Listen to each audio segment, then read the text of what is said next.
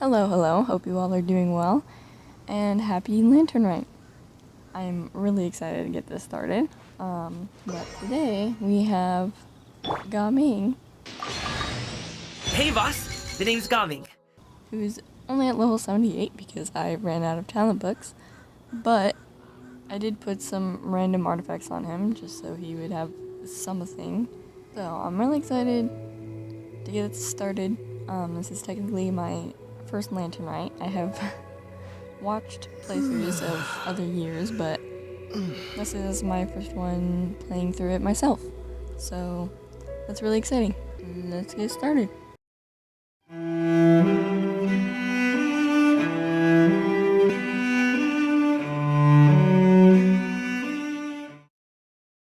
Oh my gosh. Charlotte? Oh wait, yeah, no. We saw her in the trailer.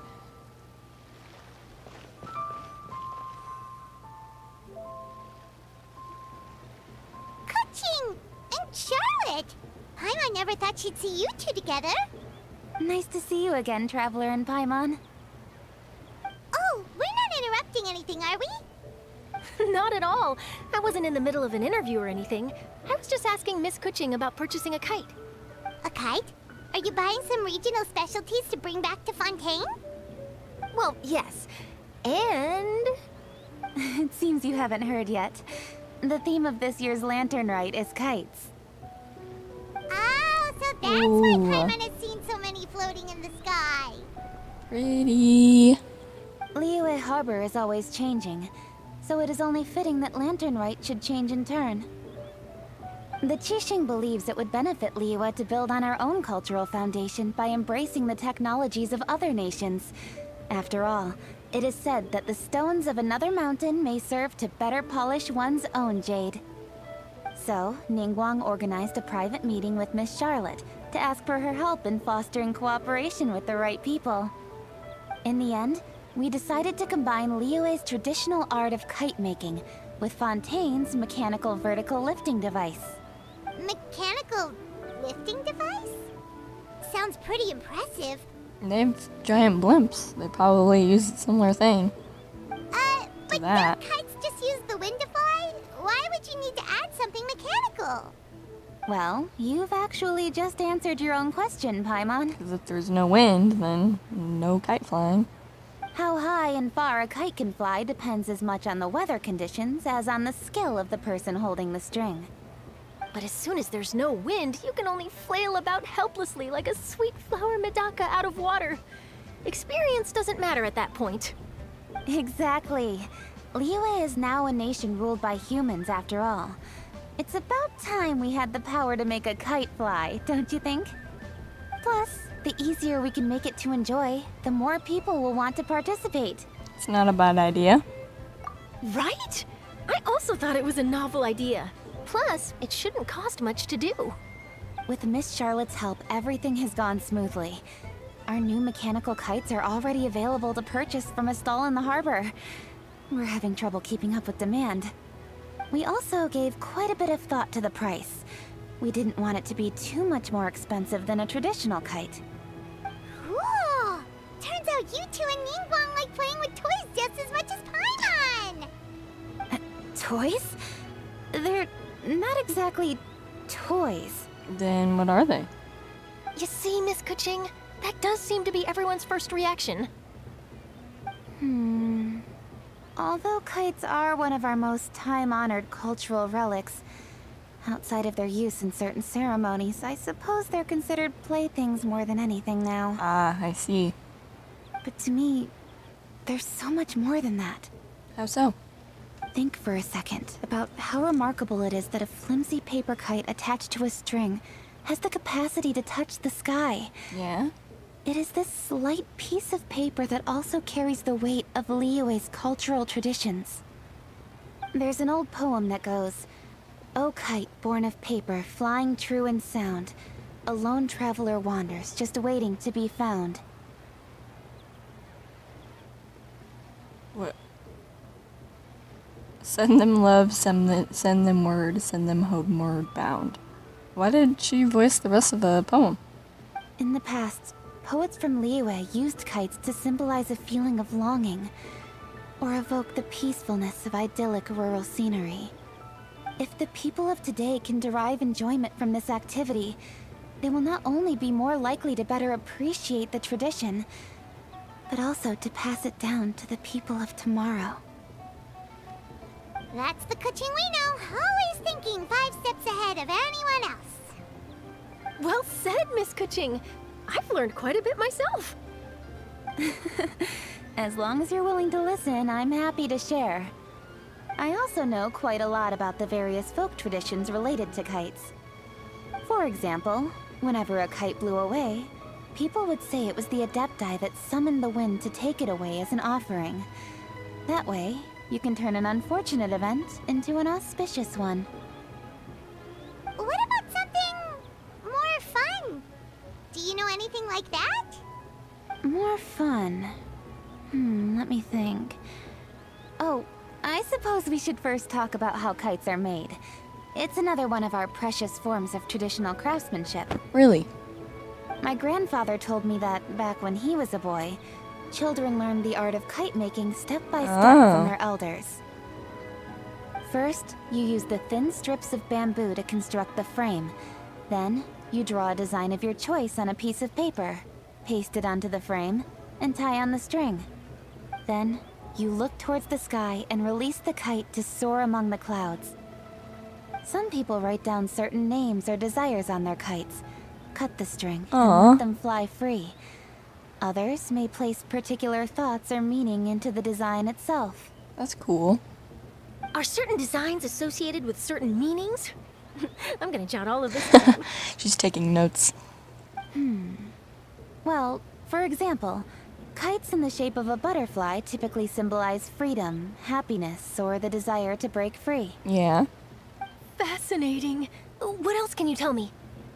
The scissored-tailed swallow is the most classic design. It symbolizes good fortune and joyful tidings. Different colors also have small variations in meaning. Are these commonly understood meanings and symbols in Liyue? Kind of like the language of flowers in Fontaine. Well, not everybody knew the language of flowers in Fontaine. Lenny definitely didn't. I believe so. Most have probably heard something about it from their elders at some point. That makes sense. If you're interested, Miss Charlotte, Hey, whoa. I have several books on the topic that I could lend you. They could be a useful reference. Hey, I was wondering, I didn't point it out earlier, but I saw this guy in the back who had red hair. I was gonna ask if he had bright red hair, because normally NPCs don't have bright colored hair, but yeah, should have said something, because now we're giving us this angle, which is definitely suspicious. That would be a huge help! Great! Looks like I've got the outline for quite Oh. the article on my hands. Oh? Oh, what's Paimon thinking? Hope it goes well. Perfect! We're gonna take a look around. Did Paimon feel like we were being watched? Then I'll show Miss Charlotte to my home for a little while. I almost forgot. The Ministry of Civil Affairs is hosting a kite flying contest on the night of Lantern Rite. If you're interested, you're more than welcome to bring a kite and participate. Ooh. The rules are simple. Whoever flies their kite the highest and furthest within the time limit will receive a special honor along with a secret prize. Really? I've already prepared more than enough empty film for the event. I can see the spectacle already. We'll be there. Oh, Paimon was on board the moment you said secret prize. Of course she was. Then I'll look forward to seeing your performance. I mean, I was too. I can't blame her. You bet! See you then!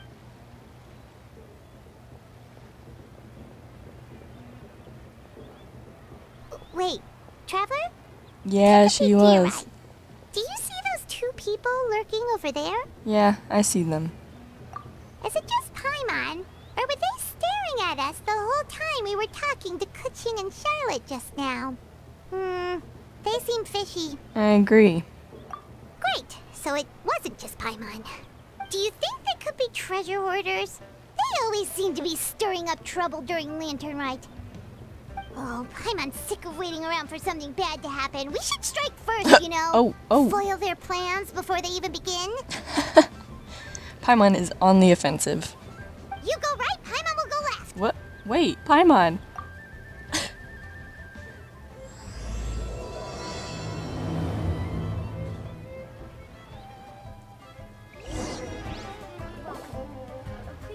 Oh, whoa. Hey, you're like actually flying around. Oh wait, I was supposed to go the other way. Oh, Oh. Well, It is with such an air of urgency that you appear before us. why? Your comportment suggests Wait. you believe us to have committed some heinous crime. Perhaps you could enlighten us as to your intentions. You're joking. No way. No way. Is this... You sound like Mooncarver. You're kidding. Whoa, where did this fuddy-duddy come from? So is the other guy... You should be the one doing the enlightening, buddy. Oh my gosh. It has to be them. They made them NPCs? I'm surprised they weren't playable characters. What? Don't think we didn't notice you eavesdropping. One look and we could tell you were up to no good. Tell us everything, starting with your name. One bears no secrets It before literally two such is. as yourselves. Oh my gosh. You stand in the presence of the mighty and illuminated Adeptus, Mooncarver. You're kidding. Really?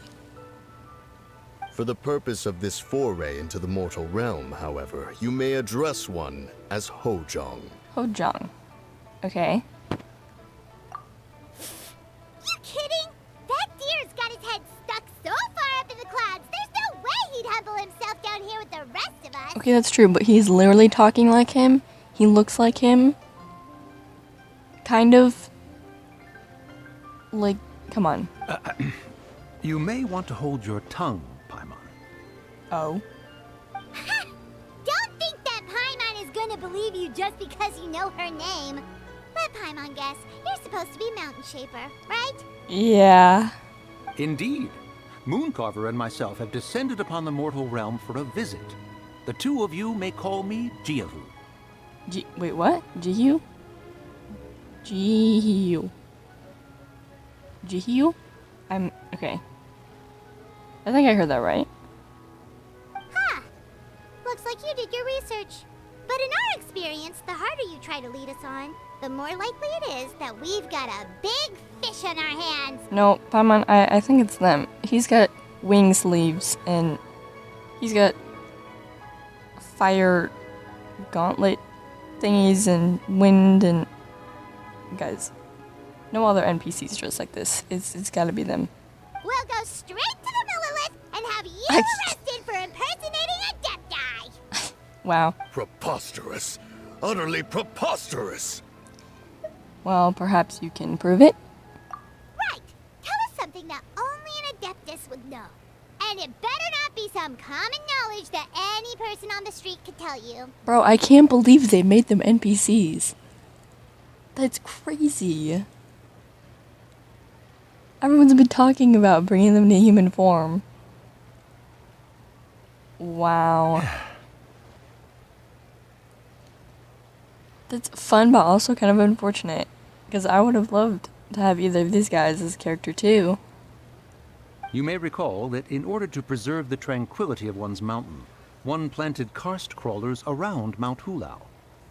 In fact, the seeds are one of Streetward Rambler's cultivars.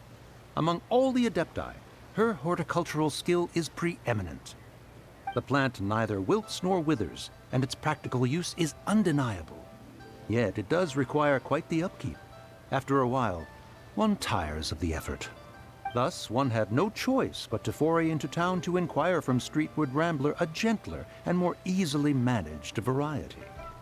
On your way, you were accosted by a group of youths, and without revealing your true form, were unable to extricate yourself of their presence.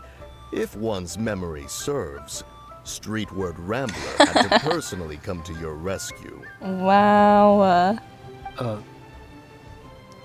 Embarrassed a little? How did you come into possession of such knowledge? The young lass, Yao Yao, keeps no Yao secrets Yao. from Cloud Retainer. Alas, one can only let bygones be bygones. Yeah, I suppose they really are the Adepti. Dude, this is what? That might have been more detail than we needed. Seems like you two are the real deal, and Paimon, sorry for suspecting you. Wow. But, for beings as forgiving as yourselves, this is just water under the bridge, right? Take it as a compliment to the quality of your disguise. Few people will be able to see through it. You indeed have an agile mind. Cloud Retainer was not mistaken in her high estimation of you. Paimon's still curious about something. It's just, Why are you NPC models and not playable characters? Paimon can understand why Mountain Shaper is here, but why did you decide to come to the city, Mooncarver? It's not really your thing, is it? What's that for, huh? It is but an inevitable eventuality. That was... Long have the mountains remained strangely idle since Cloud Retainer's move to Liyue Harbor. Oh... With Lantern Rite near at hand, one would expect Cloud Retainer to provide us with an account of the festivities in advance. Yet to this day, she has failed to appear. Really? Cloud Retainer is hardly the forgetful sort. One must never rest idle in the face of that which demands action. And since our acquaintances dwell in Liyue Harbor, we had to travel here in human form to avail ourselves of their aid, Cloud Retainers in this case. But a moment ago, one heard you speak of a mechanical kite of sorts. It appears the essence of the situation has hitherto revealed itself. Now it is time for one to retire back to one's abode. No. Stay for the festival. Come on, man. You gotta stay. Huh. So, you're not looking for Cloud Retainer anymore? Perhaps there are aspects of Cloud Retainer's temperament that remain opaque to young Paimon. Given one's understanding, one can only imagine the anger that now consumes her. What do you mean? Cloud Retainer is of a proud and arrogant disposition. She holds the belief that her skill in mechanics surpasses that of all others. One can be quite certain it is hardly with an open mind that she regards the arrival of this new technology. Yeah, she's gonna make stuff that's bigger and better. One surmises that she has shut herself away, refused all company, and buried herself in the study of her own creations. To call on her would only invite her rebuke. That's fair enough. However, if you do happen to cross paths with her over the next few days, do pass along one's regards. You guys should still stay for the festival, though. Like, come on. Sure, leave it to us. Have a safe trip back, enjoy the scenery, and happy Lantern Rite! Happy Lantern Rite. Thank you for your kind words. We shall now depart. That's not all we get of them, is it? Come on, we gotta have more of them. We got all worked up for nothing, huh? All that trouble and it turned out to be people we knew all along. Well, it's still pretty early. Let's head over and check out the kite stalls. Paimon wants to see what kinds of kites we can buy to use in the competition. The bigger and prettier, the better.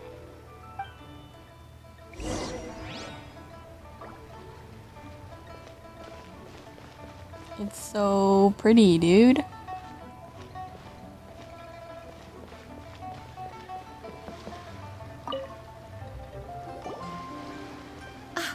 Welcome! Are the two of you looking to buy a kite? Would you like me to go over the different designs? Her voice actor sounds familiar. Ooh, a scissor kill swallow, and a butterfly, and oh! Paimon, we don't have that much more, and we don't have that many hands to fly that many kites, please. This jade chamber design is our newest. It's been selling like crazy over the past 2 days. Does it also have a unique meaning? Of course. The jade chamber symbolizes wealth and abundance. The kite bearing its design is said to bring riches in the future to those who fly it. Oh, Paimon's gonna want to fly that one. Oh, now Yeah. Paimon's kind of kite. I Thought so. apologize for the interruption, but are all your wares in order, Miss Genuine? Yes, they're just over there. The paper, bamboo, and dyes. All the necessary kite-making materials. Wonderful. I'll pack them up and get a guard to deliver the goods to Yilong Wharf for you.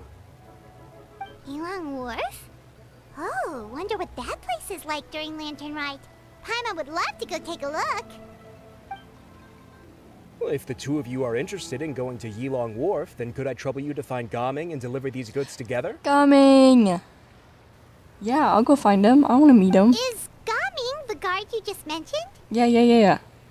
Well, yes. The communications office handles shipments and transports around Liyue. He works for the Secure Transport Agency, one of our sub-organizations.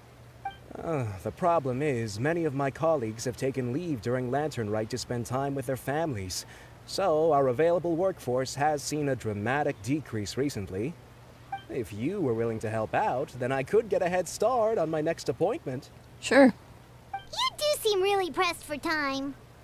We'll help. I expect to be compensated. Of course. Hard work deserves ample rewards. Now, at this time of day, Gaming should be somewhere in the vicinity. Just follow the main road until you see the head of a Wushu dance costume. Should be on your right. I'm excited, guys. I'm Be sure excited. to come back if you'd like to buy a kite. I'll even give you a discount. Guys, I'm excited. I'm very excited. I already love his character, which is surprising because normally a lot of characters have to grow on me. Hello.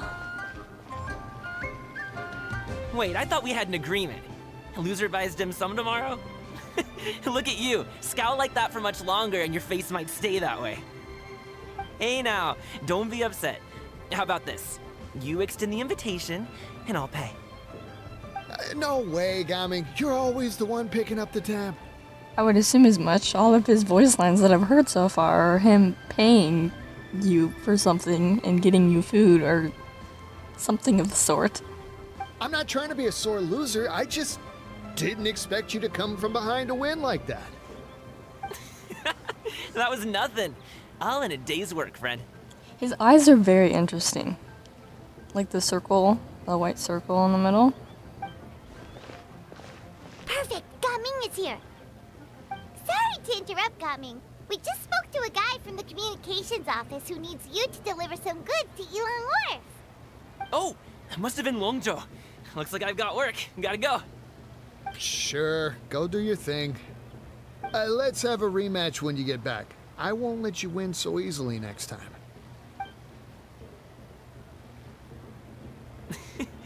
Alrighty, you can hand the goods over to me. Must have been heavy hauling them all this way. Let me take them off your hands. It wasn't that bad. It's just some kite-making materials. Plus, we didn't have to walk very far. Kite-making materials. I see. Yeah? I'm glad it wasn't too much trouble, Paimon. Still, I owe you one. Ah, and you must be the traveler. It's nice to meet you. Thanks for your help. Nice to meet you too, and you're welcome. Huh? You know us? We're kind of famous? There probably aren't many in Liyue who don't. I've Yeah. heard quite a bit about you two. You're quite well known around these parts. Yeah, we get that a lot. Oh, and please excuse Longzhou if he forgot to thank you. Take my thanks in his place. He's a good guy. He's just been super busy lately, running around from place to place. Don't be too hard on him, yeah? No worries. No thanks necessary. So, you here for Lantern Rite? Mm-hmm. Yep. It's always so lively this time of year. We were actually hoping we could tag along to Yilong Wharf and have a look around. Perfect. We'll go together then. I'm good with directions, so just follow me. Trust me, I know my way around. We can exchange stories, tell jokes, or just chat along the way. Sounds great. Oh, and there are a couple of good places to eat along our route. We can stop and grab a bite when it's time. I feel like you are a bit like Paimon in the fact that you, love food. The ingredients are fresh, the portions are generous, and the prices won't break the bank. You can order anything, and I promise, you won't be disappointed. Order anything? Paimon seems to be drooling already. Hey, did you really What do you mean? It was clearly obvious. Don't worry, I understand. I joke around like that with my friends, too. It just shows how close you are. Do you need to pack anything up before we hit the road? I can wait. Nope, our things are always packed and ready. We're pretty much travel experts at this point. Yeah, I got like infinity pockets. I can hold so much cabbage and chicken. Oh, that's right. Then let's get going. If we run into any trouble, you can count on me to protect you. I am a guard, after all. Alright, alright.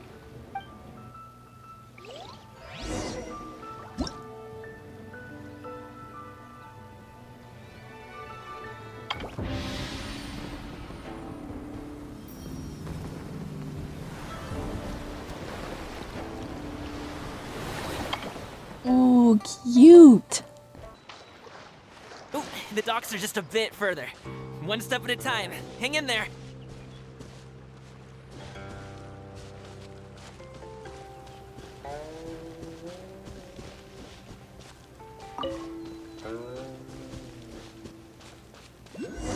Oh.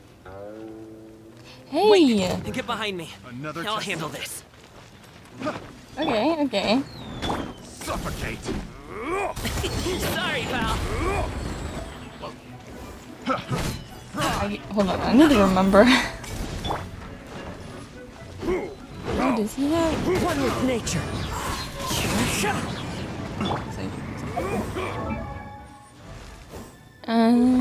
Yeah, he has the Black Cliff Slasher. That makes sense.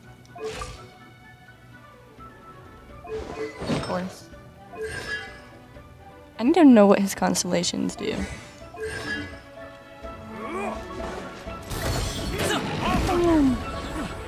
He's really fun though, I'll say that. Okay.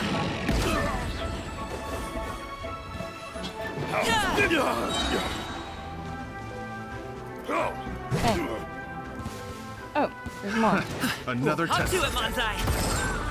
Alley-oop. Alley-oop. Oh my gosh, what? Congratulations.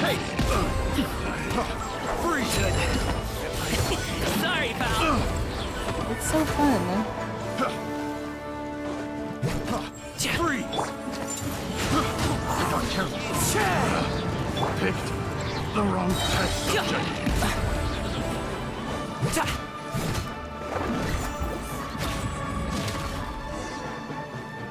He's really fun to play. Seems like we really can't go anywhere without running into treasure hoarders, can we? Yeah, it's not uncommon for deliveries to get intercepted.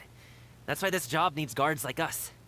Paimon was impressed by your moves back there. You seem like a real pro at your job.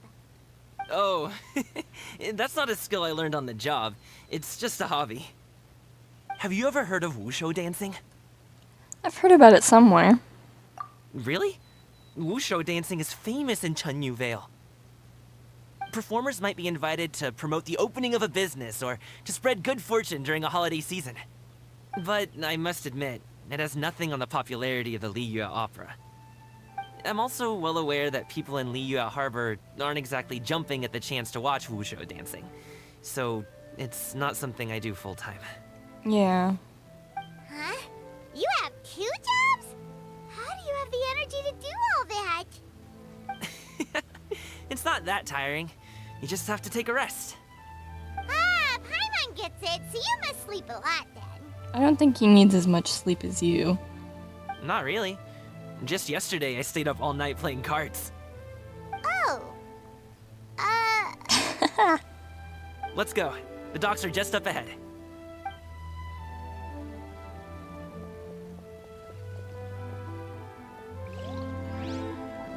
Yeah, I understand that. Your, like, performance isn't, like, your type of performing isn't as acknowledged as other types. Yeah.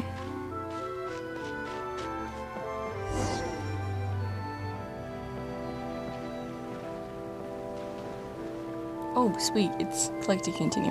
Gamin walks forward and exchanges a few words with the boatman near the docks. The next thing you know, he's called for everyone to board a bamboo raft. Ooh, can we hear the singing? That was so cool that you can... Finally, we can rest. Ooh, Paimon's shoulders are so stiff. And her stomach so empty. You can... Paimon, why are you floating? Just sit down. You're Sorry. What? Did I push the pace a bit too much? I mean, you were the ones who said you were travel experts. Oh, it's autoplay because we're moving. Leo is just too hilly. Floating up and down so much. Where's Paimon out? What? What do you... Then why are you floating now? Sit down. And now her poor stomach's empty again. The boat is not carrying Aw. you. Would you like some winter melon cake? I have some on me that I bought from a store. Winter melon cake. Yes, Paimon will take all you got. Oh my gosh. You might want to pace yourself there, or you'll be too full to eat a proper meal later. Paimon never gets too full. Just like you apparently never get tired, no matter how far you walk or how many jobs you work. Ah, I see. Then here you go, Paimon. And for you, traveler. Enjoy. And here's some for you too, Uncle Bosu. Don't think I forgot about you, my friend. I'll just set it to the side here for you. Gaming seems like a real people person. He can get along with anyone, and he treats every person he meets like a close friend. That hit the spot. Paimon thought she was going to starve to death for a minute there. Oh goodness. That close of a call, huh? Apparently. I've been eating winter melon cake ever since I was a kid. You can buy them from all sorts of places, whether it's a small vendor on the side of the road or a big restaurant in the city. But each place produces cakes with a slightly different flavor. If you like these ones, I can give you the address of the shop I bought them from. I'll just have to check when we get back. Oh, all my jabbering must be making it difficult for you to enjoy the scenery in peace, huh? Don't be afraid to tell me to zip it for a little while, okay? Really, I won't be offended. I don't know. It's okay. It's okay. Paimon is kind of enjoying listening to your chitter-chatter. Aw, a fed Paimon is a happy Paimon, huh? Oh, Hey, Paimon could be in a good mood anytime she wants. really?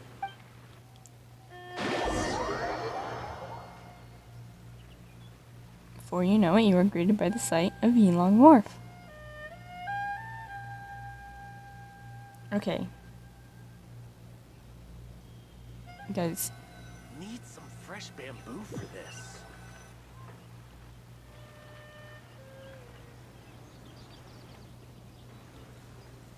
Woohoo! We're here! Don't forget your things, and watch your step as you get off the raft, or you're in for a swim.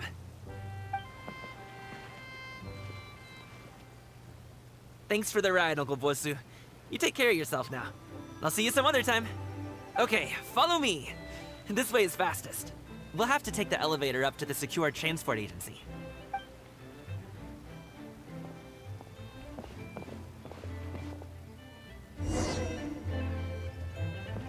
man, this place is so pretty.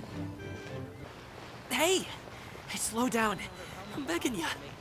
Slowing down. What is it? No one's gonna try any funny business when the street is this packed, right?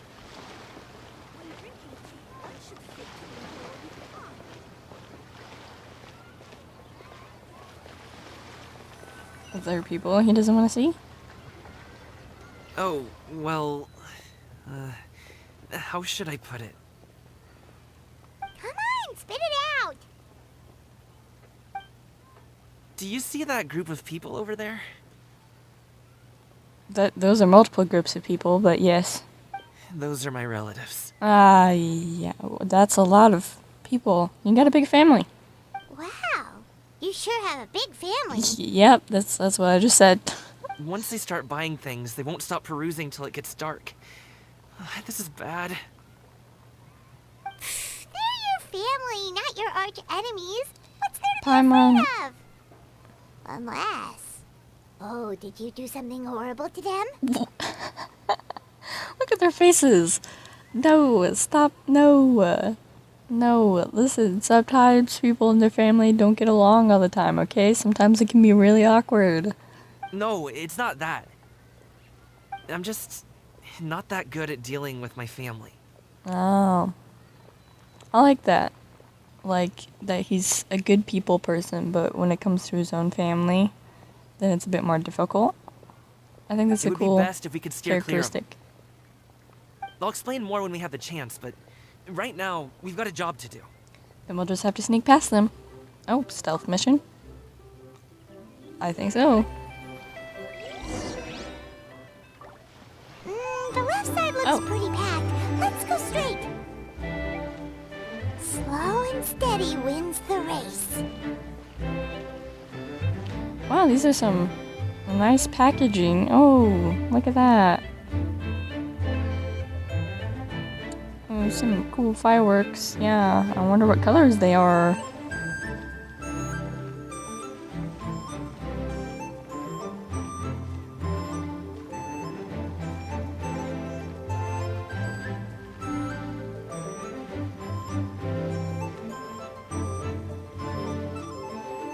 Let's wait here for a second. Maybe my aunt will leave. Let's just chat. Let's pretend to chat, you know?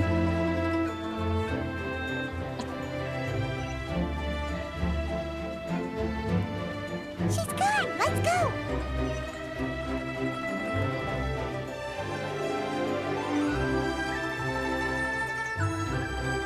This is cute. I like this. Turn left. Whoa. Run! Oh, we're running. To the right, Solid and... practical training. Real punches. We did it, guys. Wow, you guys are good. I'm impressed. We've been on plenty of stealth missions. It's okay. That was nothing. It was a piece of cake. Oh, winter melon cake to be exact. Look, now I'm gonna have to be cooking winter melon cake for Paimon now that she's hooked. You really liked it, huh? Ooh, you know what? I'll buy you a whole bunch and pile them so high you can swim in them. As long as you don't wind up drowning, Paimon. She's got experience in drowning. Hey, Uncle Jirgwe. These are my friends, the Traveler and Paimon. They came to deliver some goods with me. So, I guess I'll go ahead and take these over to Uncle Yongzan then? Yes.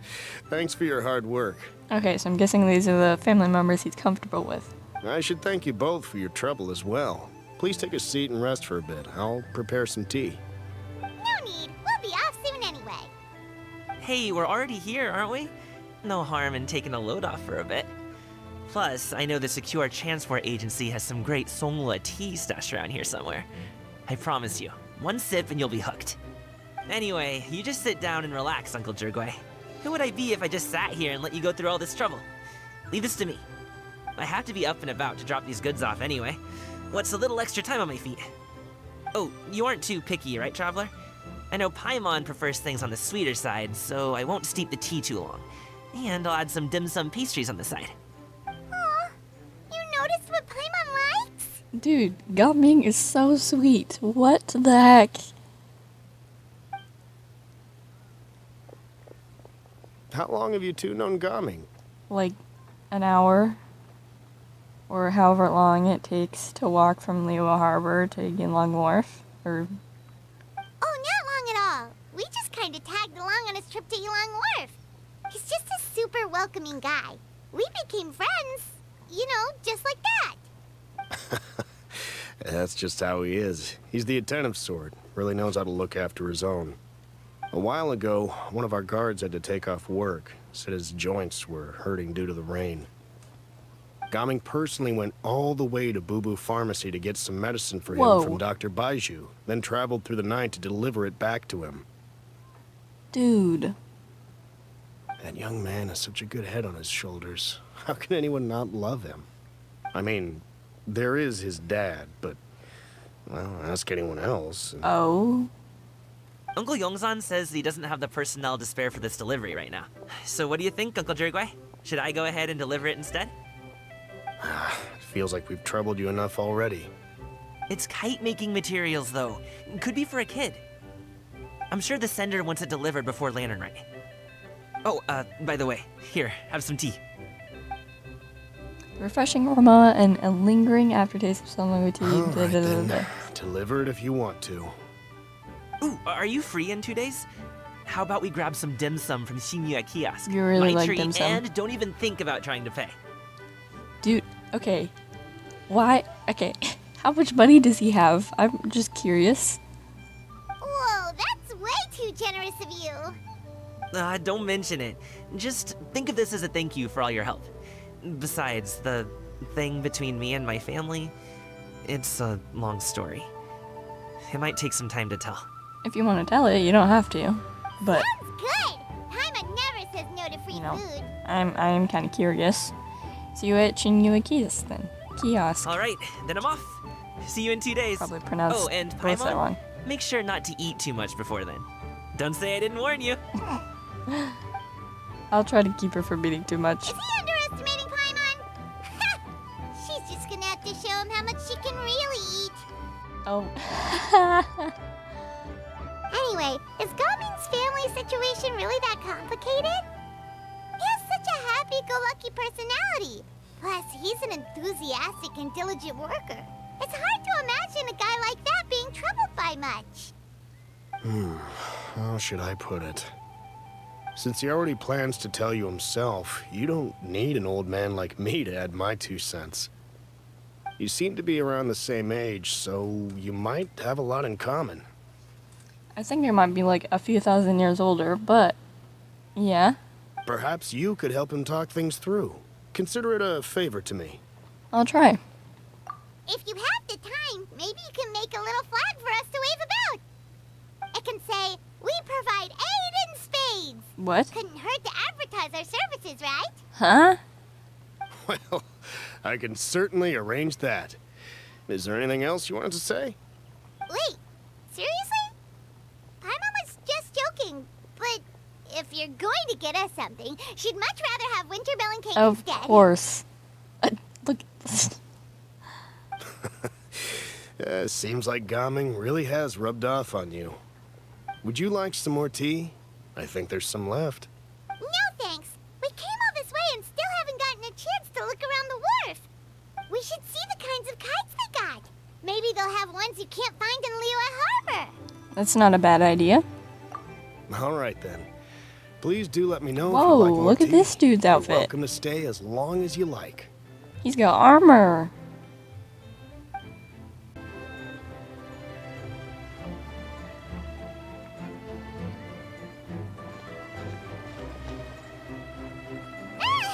What are you Well, doing hey. here? The way you speak, one might have presumed you were displeased to be in one's presence. Greetings, Jianyun. Take note, Paimon. You could learn a thing or two about how to respect your elders. Take that, Paimon. Starting on the elder stuff already, huh? Shouldn't you be back in your cave tinkering away at some kite-related thingamabob or something? What brings you out here? And what's with that huge box next to you? Ah! Paimon gets it. You're here to do some shopping, aren't you? And what of it? The Qixing's decision to integrate Fontanian technology into said kite-flying competition is of no consequence to oneself. Did you expect one to willfully compete against the What? whimsical trends of worldly sentiment, or perhaps even fall to petty sulking over such? Who are you and what did you do with Cloud Retainer? Huh? It's not that we think those things exactly. That's just what Mountain Shaper and Mooncarver told us. Or Tia something and Ho. Paimon can't be bothered to remember what their aliases were called. What? Paimon. Okay. I was gonna say that's kind of rude, but at the same time I don't remember. It's Jieyu, I think, and who? Yeah, I don't remember either. Anyway, they went to Liyue Harbor to look for But- you. They even asked us to pass along their regards if we ran into you. But you don't gotta be like, I couldn't be bothered to remember. That's okay. Tianyun? Did she forget about them? It appears time has quite flown since one's arrival in Liyue Harbor. Are you How serious? could one have forgotten about those 2 old fossils? One shall have to bring them back some divine herbs to atone for this slight. Nay, given that one has ventured all this way to Yilong Wharf, tea would be more advisable. she was also forgetful in her story quest, wasn't she? A great thought has illuminated one's mind once again. One is reminded that certain purchases have yet to be made. Perhaps you two could wait here whilst one performs this task. It'll be but a moment. Huh? Wait here? You really just gonna ditch us here to watch your stuff? Oh, that woman really just does whatever she wants. Hey, not you too, Traveler! Oh, all this Paimon ditching is super not appreciated. Sorry, I didn't read the dialogue option, so no, I was looking away and I hit the button. Whoops. Just come back soon, okay? Paimon doesn't want anyone to try and steal his stuff. Welcome. Please have a look around. We only sell teas of the finest quality, sourced directly from Chaoying Village. Might I recommend the Sunglo variety? It's one of our specialties. Now, that sounds promising. Oh my gosh. One will bring some back for those old fossils, and all will be well. Ether is creeping. 2 boxes will do. Wonderful. By the way, we're actually running a special Lantern Rite promotion. Buy 3 boxes, get 10% off. 4 boxes will net you 20% off. 20% off 4 boxes. Oh, look, there's a Fontaine stand over there. Merchant strikes a fair bargain. One might as well give Oh? some to Morax and Ping too. Then 4 shall suffice. I see. Are you intending to give these as gifts? If so, perhaps I can interest you in these exquisite gift sets. Buy 10, get half off. Xianyun, please. Please. Look at the magnificent design. And the red ribbon gives quite the festive flair, don't you think? Such a gift would be sure to impress any lucky friend or family member. Oh my gosh. 10 boxes. No. No, Seems don't be rather persuaded. But if one factors in the conqueror of demons and one's disciples... Oh my gosh. I mean, yeah. 10, a nice round number, don't you think? Of course you do. I'll even shave a little extra off the price for you. Dude, you are That is mischievous. agreeable. One will... I will have these boxed up then. Of course, right away. What's this Fontaine stand guy gonna... Oh. Is he seeing how easy it is to get her to buy stuff and gonna do the same thing? I see you have quite the eye for fine yeah. items, mademoiselle. Perhaps some of my wares might also be of interest to you. Stop. No! Xianyun, I'm a toy please. merchant from Fontaine. You'll get nothing but the finest and most intricate clockwork toys Mora can buy here. Each one sure to be a source of endless amusement.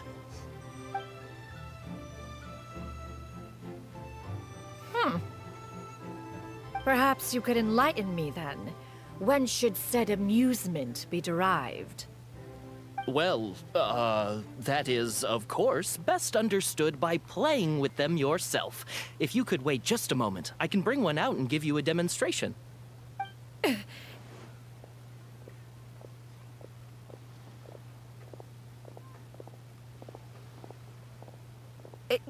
There is no need for that.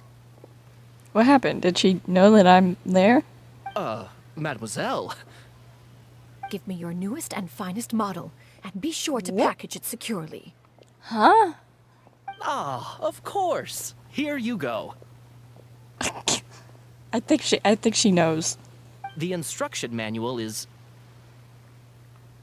I can do without. Thank you. Many watchful eyes surround this place. If one were to be spotted purchasing a mechanical toy such as this, a child's plaything no less, it would only invite scandal. There is no harm in bringing it back to study in secret.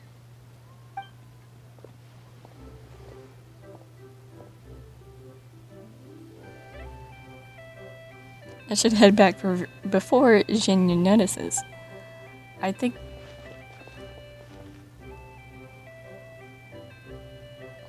Oh, Xianyun, did your shopping go smoothly? Naturally. One may not delight in social interactions, but that does not mean one lacks said faculties. Seems like Shan-Yun is easily swayed into buying things. That box looks fit to burst already. Yeah, no kidding. And you two? Are you not here to purchase things? We're just looking around. We just haven't had time yet. It doesn't look like there are any kite stalls around Elong Wharf. But it does look like there are lots of goods from Fontaine. You are also planning to participate in the kite flying competition, then? Also?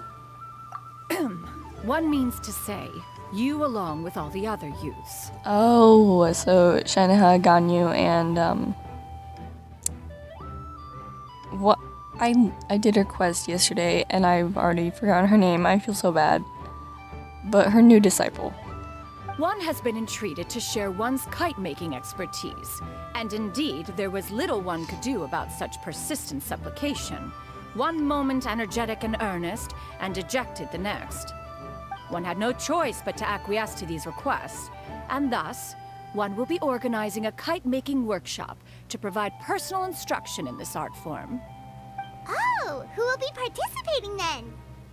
Shuyu, Shenhe, Ganyu, and Yayo. Shuyu. That's what. Oh, sorry. Shuyu. That's her name. Oh, and Yayo. That makes sense. Wow, that's quite a few people. Also, this is all pretty well, Shin-Yun, but it's not like you have to make your own kite to participate in the competition. You can just buy one ready-made and call it a day. No. She needs to put her own expertise on it. Ha! You speak of those equipped with the mechanical lifting device, do you not? Yep. 'Tis nothing but a crude piece of mortal machinery. The mechanism that one has developed here was we the go. fruit of millennia of meticulous study.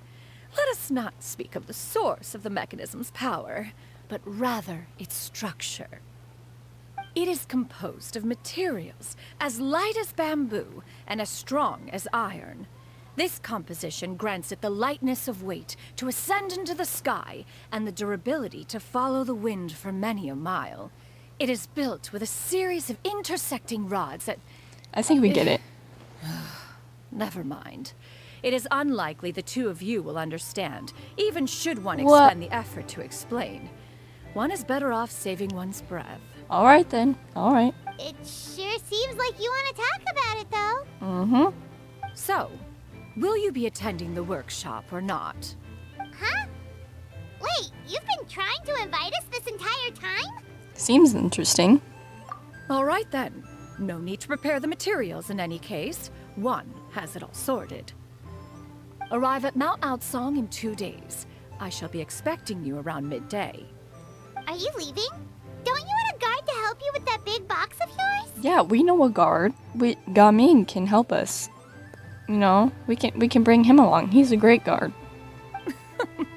Surely you jest. One goes as one pleases. For what reason would one need to rely on another?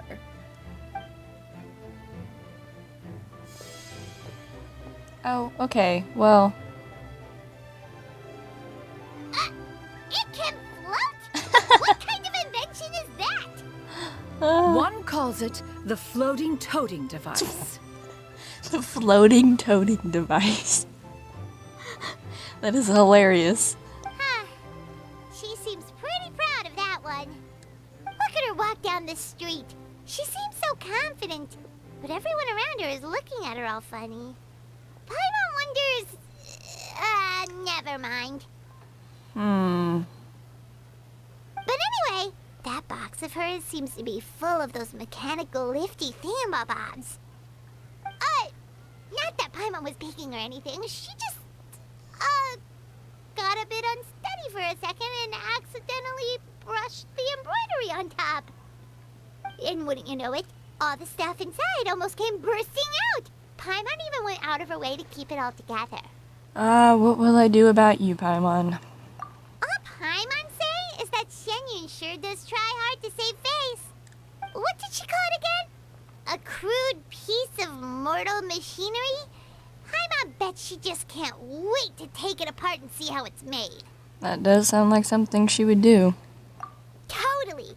We should probably act like we didn't see anything, though. You know, in consideration of her feelings and all. After all, that is the propriety with which one should comport oneself. When it comes to an elder, right? Oh, and that's part 1.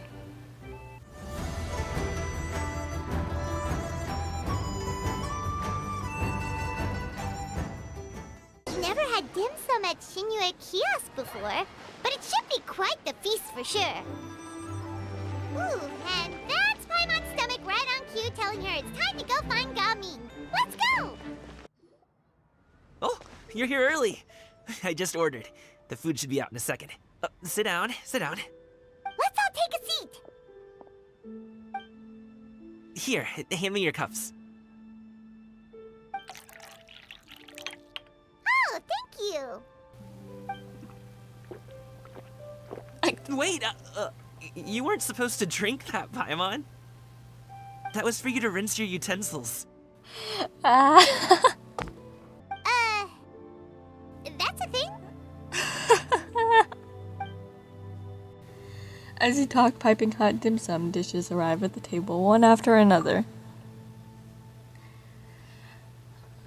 Oh, and just when you think that all the dishes have been delivered, the hostess brings over a generous bowl of seafood congee? Oh! Wow, so much delicious food! Do you really eat all this just for breakfast? Oh, this is cute. That's just how we do it where I'm from. Most of the time, though, I don't eat lunch after dim sum. Oh, that's good to hear. Paimon doesn't need to worry about holding back then. Eat! If it's not enough, we can always order more. Oh, and there's tong soy coming as well. I don't usually have that in the morning, but, well, since everyone's here, I just had to order it. Oh my gosh. What about you, Traveler? Is the food to your liking? Want some more seafood congee? Let me refill your bowl. I'd be happy to do it myself. Paimon's gonna take you up on that. Fill it up nice and full and make sure she gets a few extra shrimp. Thanks! Everyone picks up the chopsticks and begins to dig in. Each dish tastes exquisite and is uniquely flavorful. You slowly start to relax as you enjoy pleasant conversation over a satisfying meal. This goes on until even Paimon can't eat another bite. So full. That meal was so satisfying, it even gave Paimon some extra brain juice. Oh, listen. Paimon's figured it out. Figured what out? Let's think about this for a second, Gaming. You invited us to this awesome restaurant and ordered a whole table full of expensive dim sum just for the 3 of us. Well, you must be hiding the fact that you're some young master from a rich family. That would explain why you try to keep your friends and family away from each other. Are you confusing me with Xingqiu? Huh? You know Xingqiu? You sure know a lot of people.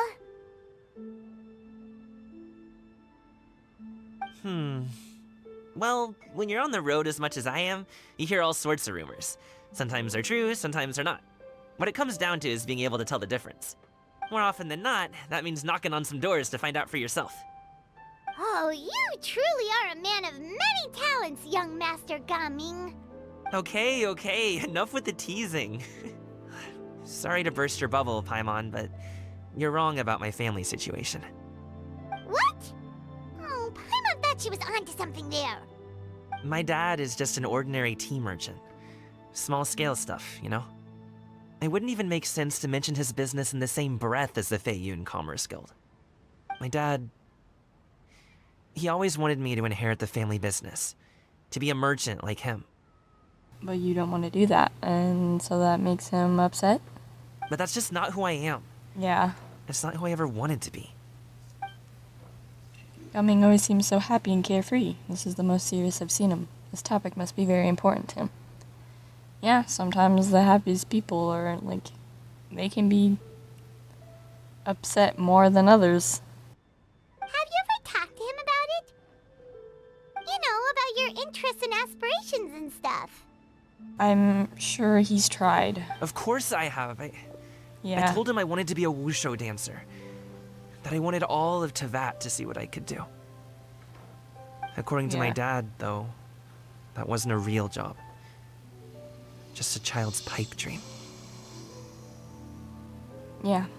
Oh, that's terrible. I'm sure he thought I would come around eventually, but wushu dancing has always been the only thing I wanted to do. One day, he tried to get me to visit some other tea merchants to start building the right relationships, but I refused to go. We got into a huge fight. Wow. We were this close to throwing hands. I'm sorry. Just hearing that phrase, throwing hands. In the end, I was so angry that I ran away from home. I haven't been back since. Yeah, I thought as much. Don't get on my case just yet, okay? It's not like I think I'm completely without... No. Oh, sorry. I know that it wasn't the right way to go about things. But my dad's stubborn. No matter how hard I tried to convince him, it just went in one ear and out the other. There was no changing his mind. I knew talking would only get me so far, but if I made it big in Liyue Harbor, the results could speak for themselves. Yeah, that's what a lot of people have to do. They aren't accepted until they actually accomplish something great, and then, whoop-de-doo, then they're accepted a lot more because they're making the money that is expected of them. But I'm sure you both already know how that's going. Wushu dancing's just not that big in Liyue Harbor. Yeah.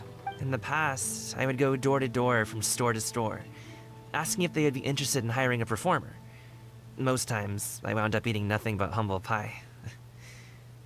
And you can't just rely on dreams to put food on the table, right? So, I found a job as a guard to make some money. And now I have enough to get by and then some. Still, change takes time. Gotta take it slow, you know? Paimon understands. Okay, enough of all that serious talk. Our tea's getting cold. Ooh, let's do something fun this afternoon. What do you say, huh? I'll organize.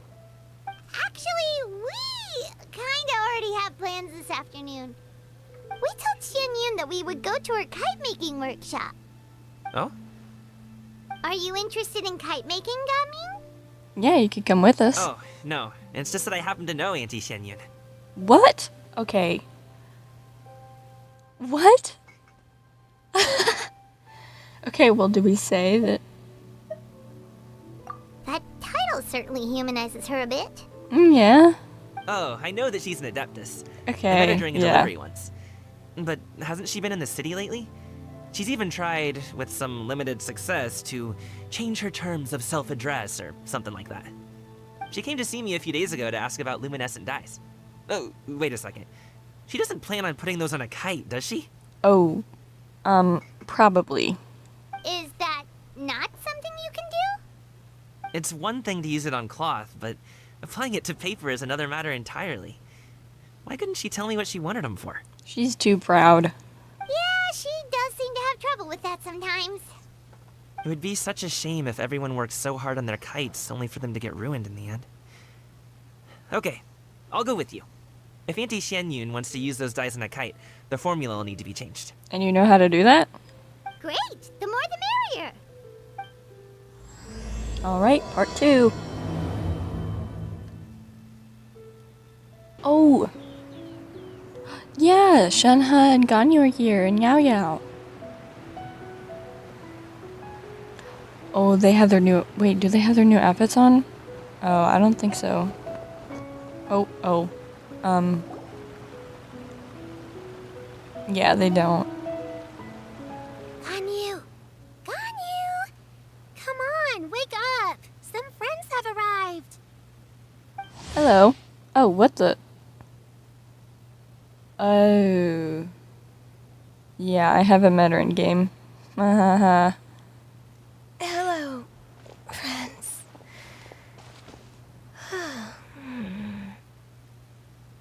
You okay there? Ganyu! Do another late night of working? Oh, I have some mint oil. Perhaps we should try that. A guest at Wanmin Restaurant recommended it to me. I've tried it. Its stimulative effects are much stronger than what can be achieved from chewing on mint leaves alone. Snore, snore. Wait, is this... is this the text that was in Jinyun's thing? Because in her story quest it said snore, snore, and it was very confusing. This is where it was supposed to be? Apologies in advance. Oh. Wait! Shenhe! Not there!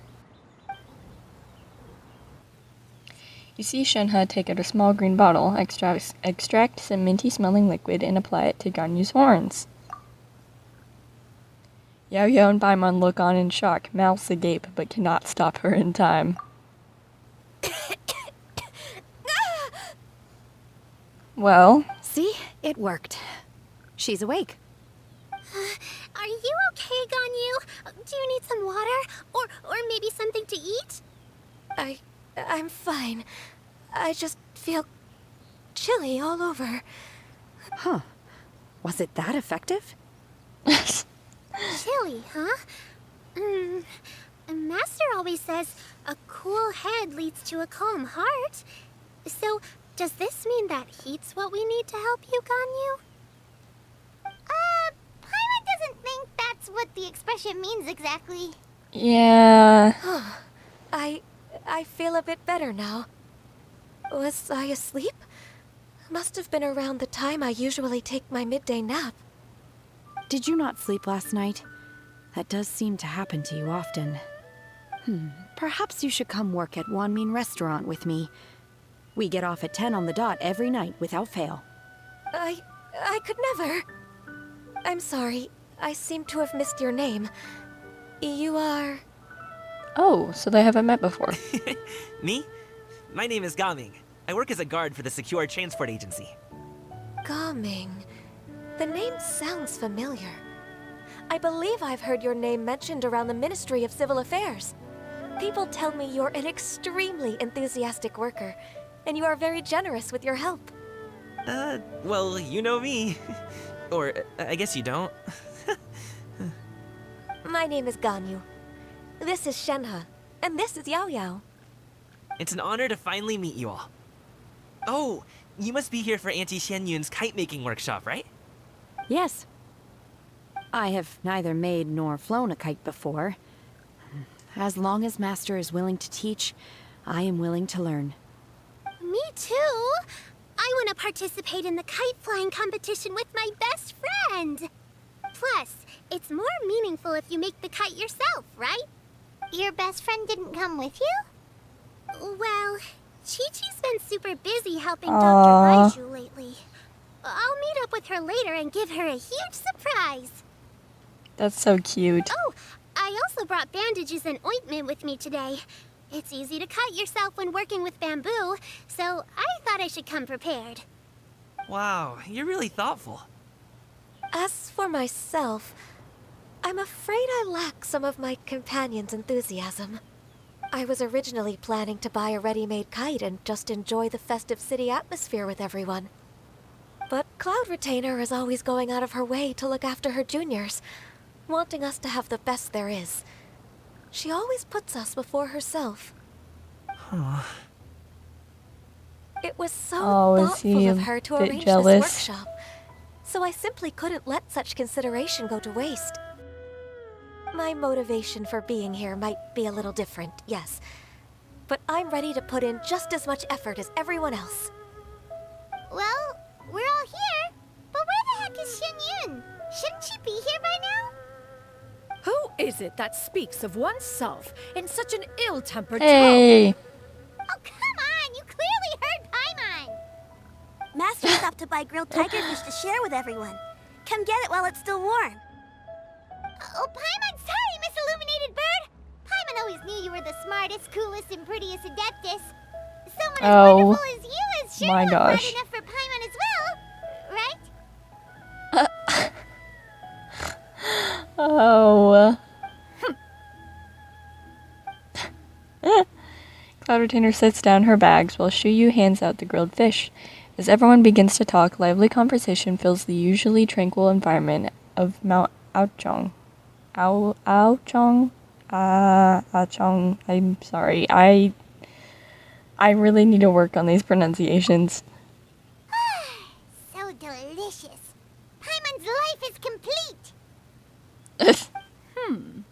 It appears that we've ended up with quite a few participants indeed.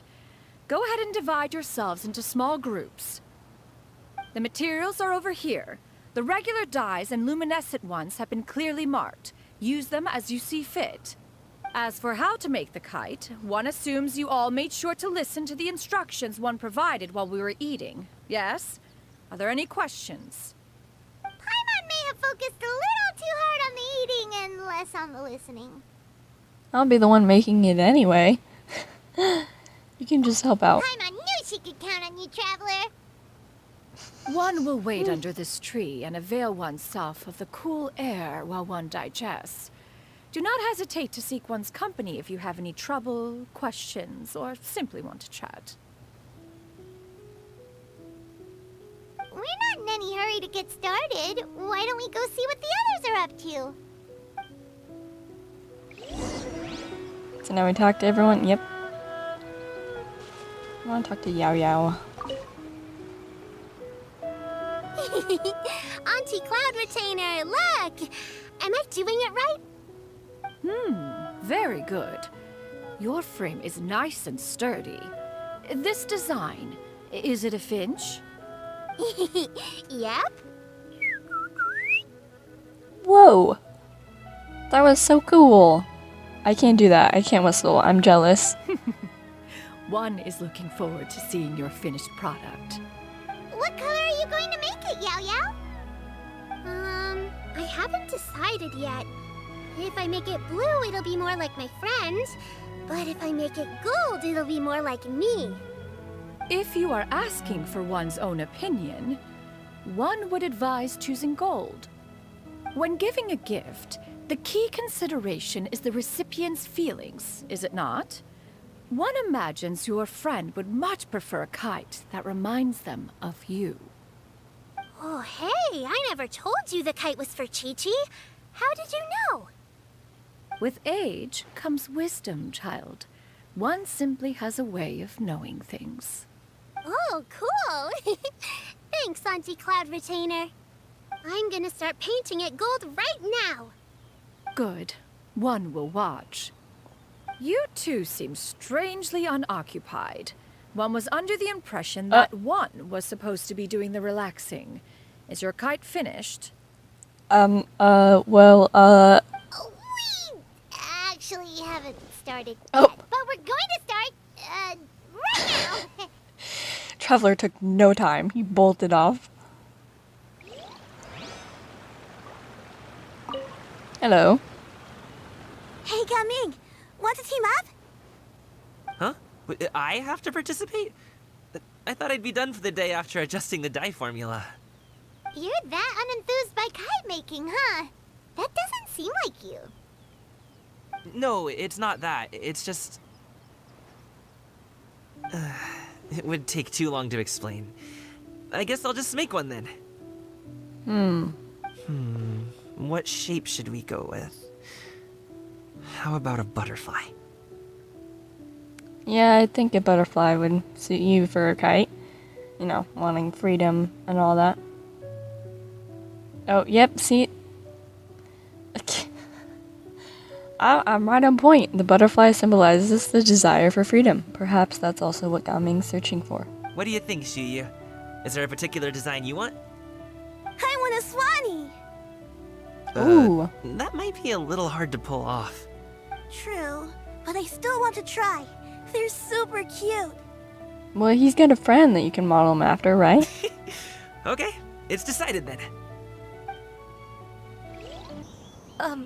Shenhe, it would be great if you could refrain from putting things on my horns from now on. They're really quite sensitive. I see. My apologies. I shall remember that in the future. Thank you. No harm done. Good. Could I touch them just once more, though? No oil or anything this time. I've just always wondered what Miss Ganyu's horns feel like. Huh? Please, I told you. Just call me Ganyu. Well, All right. Just be gentle. Firm to the touch with no discernible temperature. Oh, not unlike certain medicinal plants I've eaten before. Don't eat her horns. Still, Ganyu appears to be shaking like a cat whose whiskers have just been touched. I should stop. I see. Then I'll apply the oil to your forehead next time. Oh, no need. I'll just refrain from taking afternoon naps outdoors. Anyway, we should probably get started on our kite. It won't be long before Cloud Retainer comes to check on our progress. Perhaps we should just choose the most traditional style. Okay. Well, they seem to be getting along swimmingly. Let's not disturb them. We should get started on our kite now. Let's go. What the heck? I'm like almost dead. Okay, is that from me falling earlier? Oh, I don't think so. Oh.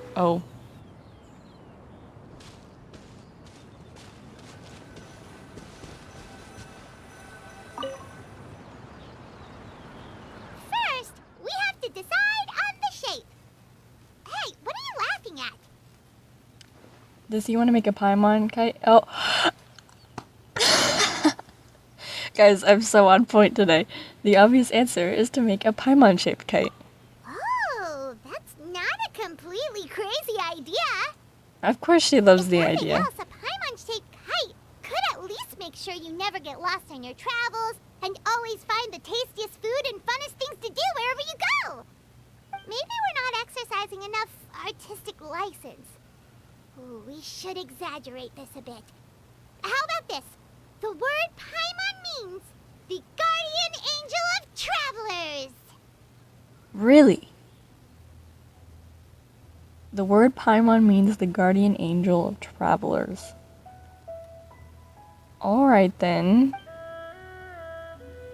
You build the kite's frame according to Cloud Retainer's instructions. Oh my gosh. Oh man. What expression should we give her? Since the kite is going to be flying super high in the sky. Obviously like a really happy one, you know, like the one with like the squinty eyes and like the big mouth, you know what I'm talking about? Oh.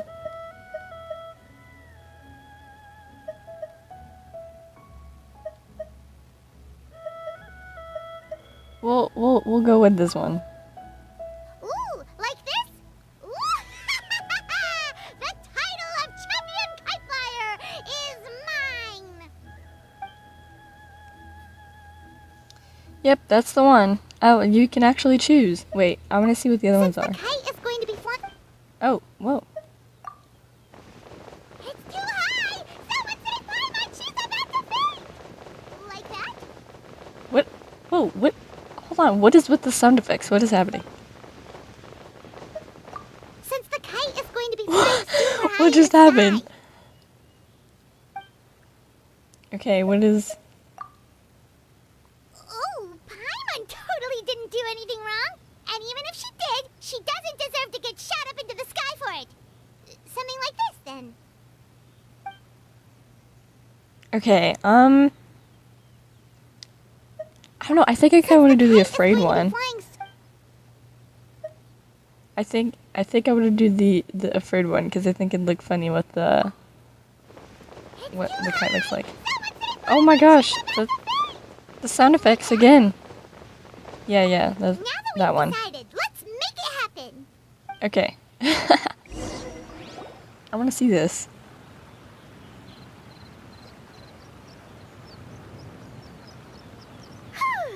It's done! Paimon has to say, Kite Paimon might even rival real Paimon in terms of cuteness. Now we just have to attach the string, right? All right. I want to see the gather kite. around, everyone. Oh, Xinyan's calling us. Let me see. Oh. Bummer. Let one take a look.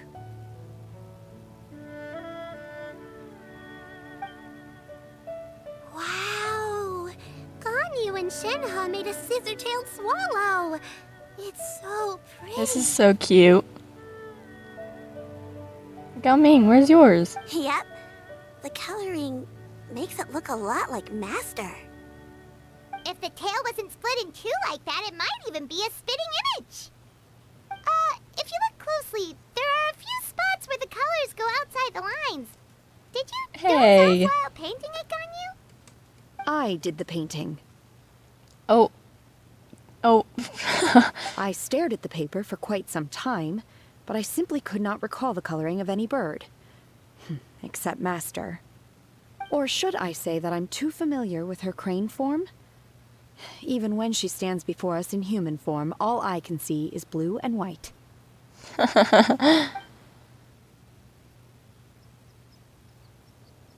well, now that you mention it, Paimon can see it too. Exactly. So I simply closed my eyes and painted from memory. No way. You can paint with your eyes closed? Wow. The disciples of Adepti really are something. You are most filial, Shenhe. One is flattered by the likeness. The Swanee that Gaming and Shuyu made looks very majestic. I'm sure it'll look even more impressive as it soars through the sky. Oh, so Gaming helped. The eyes and ears glow in the dark, so you're sure to see it at night. Your golden finch is cute too, Yao Yao. It's all thanks to Auntie Cloud Retainer's guidance. What about your kite, Traveler? Yeah, let's see it, let's see it. Oh my gosh.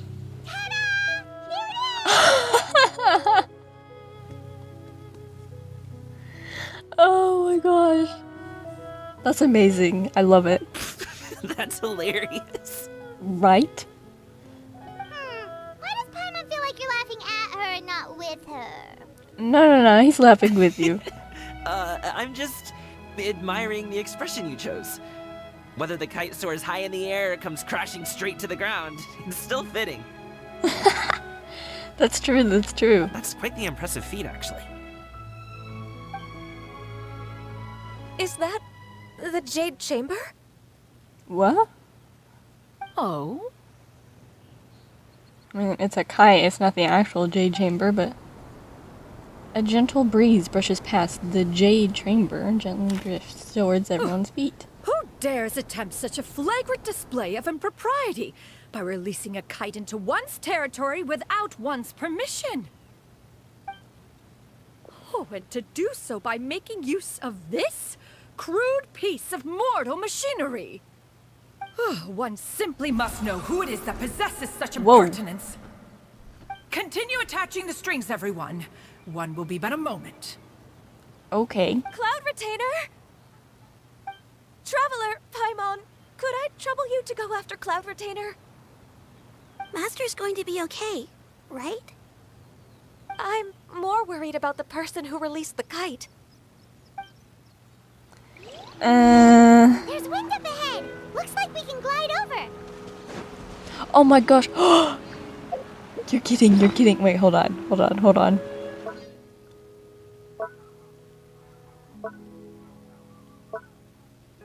Oh my gosh. It's called Help!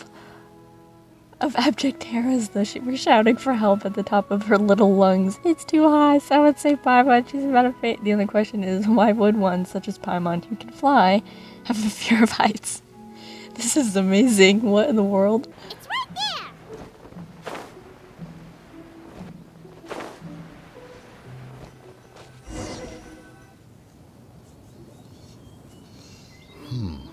Oh, hey. This Fontanian device of mechanical motion is quite curious indeed. I knew that wasn't all we were gonna get of them. Now is hardly an opportune time for your musings. Someone among us was not sufficiently attentive, and now the kite has vanished. They accidentally... Oh my gosh. Calm yourself. Do you have any recollection of its last location? One believes it drifted in the direction of Mount Outsong. Outsong. Perhaps it is mere happenstance, but one feels a certain sense of dread at the thought. Oh dear. Your concern is misplaced, surely. No. No, it is not. It is not Cloud misplaced. Retainer is either in the city looking after her disciples, or secluded in her abode attending to her research. She will not notice that kite. Oh, she noticed. On the subject of said kite, however, one simply must remark on the genius of its windless lift technology. One cannot help but surmise that its ingenuity rivals that of Cloud Retainer's creations. It's almost kind of weird not hear the echoes when, like, these three are talking. Still thy tongue. If Cloud Retainer were to hear you profess such a thing, we can both say farewell to any further use of the Supreme Cuisine Machine. One presumes Oh. that this kite belongs to you. Oh, dear. Huh? You were caught. Regard the situation with which we are now confronted. This is all your fault. One's fault. One seems to recall that releasing the kite was no solitary endeavor. Oh my gosh. Say something, Mountain Shaper. Surely you can think of something to appease her. This is hilarious. Further explanation shall only fan the flames of her wrath. It would be better to stay silent and retire at the earliest opportunity. We can hardly avoid her forever. That may suffice Guys, during Lantern Rite. she's still standing What there. about the Moon Chase Festival? Sooner or later, she will discover our true identity. I think she already knows who you guys are. I don't think she's that dumb. Hello? Go retrieve the kite. Absolutely not. You retrieve it. This is amazing. I love this. That is not our kite. Oh, so an adeptus such as oneself is mistaken then? Ah, you're an Adeptus? Please forgive us for any impropriety. Oh, wow. I truly possess no inkling of who could have released a kite into your esteemed domain.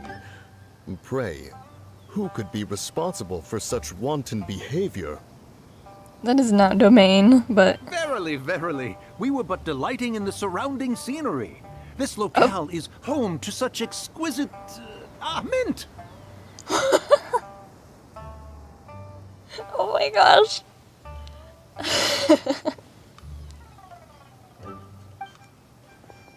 Well, and if that's all, then we'll just be on our way. We finally caught up. You sure Oh, do no. fly fast in your illuminated bird form, Shinyan. Mooncarver? Mountain Shaper? No. What are you doing here? Paimon. You? She... Okay, now Paimon's getting a weird vibe. Did she say something wrong? Yes, you weren't supposed to reveal their identities. It is of no consequence. Long has one seen through their disguises. Okay, I thought so. One was simply curious as to how long they would keep up the act. Oh my gosh, that's so funny. Then you are not angry? How could one feel anger at the sight of two old friends enjoying themselves? One is Aww. also well aware of how enticing these city novelties can be. We were simply consumed by a fit of festive spirit. Seldom do we get the opportunity to partake in the delights of the times. This is cute. However, we are far from being as adept as you in matters that require a deftness of hand. No worthy kite could be born of our own making. Thus, we could only take the convenient route, so to speak. Your prowess in mechanics is unparalleled, Cloud Retainer. You wield the wind and waves themselves. Your singular talent stands unmatched across the land. Of this, we are well aware. One has guests to attend to. We will have to convene again some other time. Traveler, Paimon, do try to keep up. Oh dear. Oh, wait, okay. We're leaving already? All this flying from place to place is wearing Paimon out.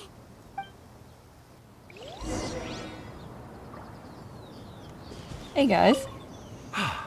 It seems that one's concern was misplaced after all. Then, should we continue flying the kite? A splendid suggestion. but it would be advisable to change locations. Perhaps your mountain would suffice? It is more than spacious enough. A fine idea. A fine idea indeed. Aww. That's cute. Where'd everyone else go? They're back.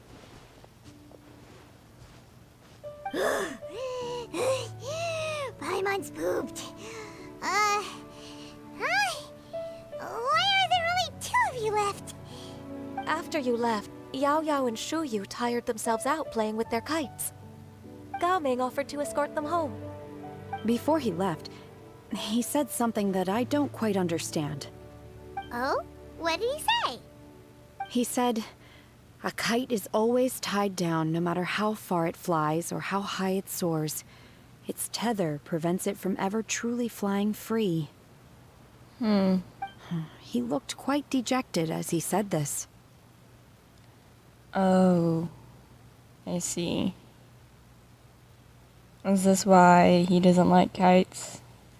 He probably feels like a kite, doesn't he? Now that you mention it, Gao Ming did seem to have a rather strange attitude towards kites. Yep, look at me go. Perhaps he sees himself or reflected in them? A reflection of himself. Mm-hmm. If I were a kite, I would cherish that tether as a symbol of kinship and the bonds that tie us and... Shenhe? It may be an exceedingly slim and distant connection, but lose it, and you lose that which links you to home. If Gaming truly sees a kite as a reflection of himself, then I fear I understand his words even less. Well, people often have different points of view depending on their mindset and experiences, right? It's actually quite normal. Just like some people can eat spicy food, but others won't go anywhere near it? Exactly. That's why tolerance and understanding are as important as they are. Tolerance and understanding? What brought about this conversation? Did one miss something? We were just chatting. You don't have to butt in on every little thing, you know. Where were you anyway? One was merely doing a bit of cooking.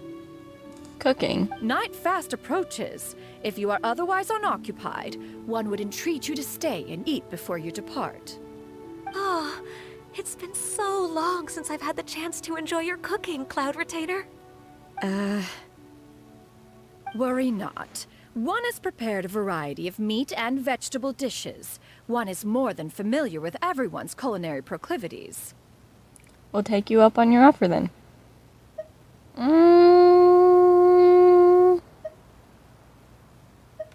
I call dibs. Hey, Paimon's hungry too. It's not like the dim sum and grilled fish could keep her full the whole day, you know. Right. Shenhe, Ganyu, come with me. Whoa, what's with all the secrecy? You're not trying to play favorites, are you? If you're ready to serve the food, we can help too.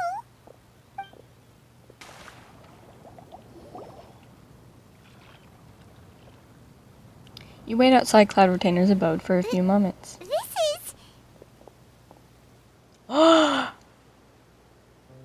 Bro! Oh my gosh. They're so pretty! I love Ganyu's hair, by the way. Like, Ganyu's hair needs to stay like this all the time. It is so beautiful. And Shenhe's too. Oh my gosh. They're so pretty!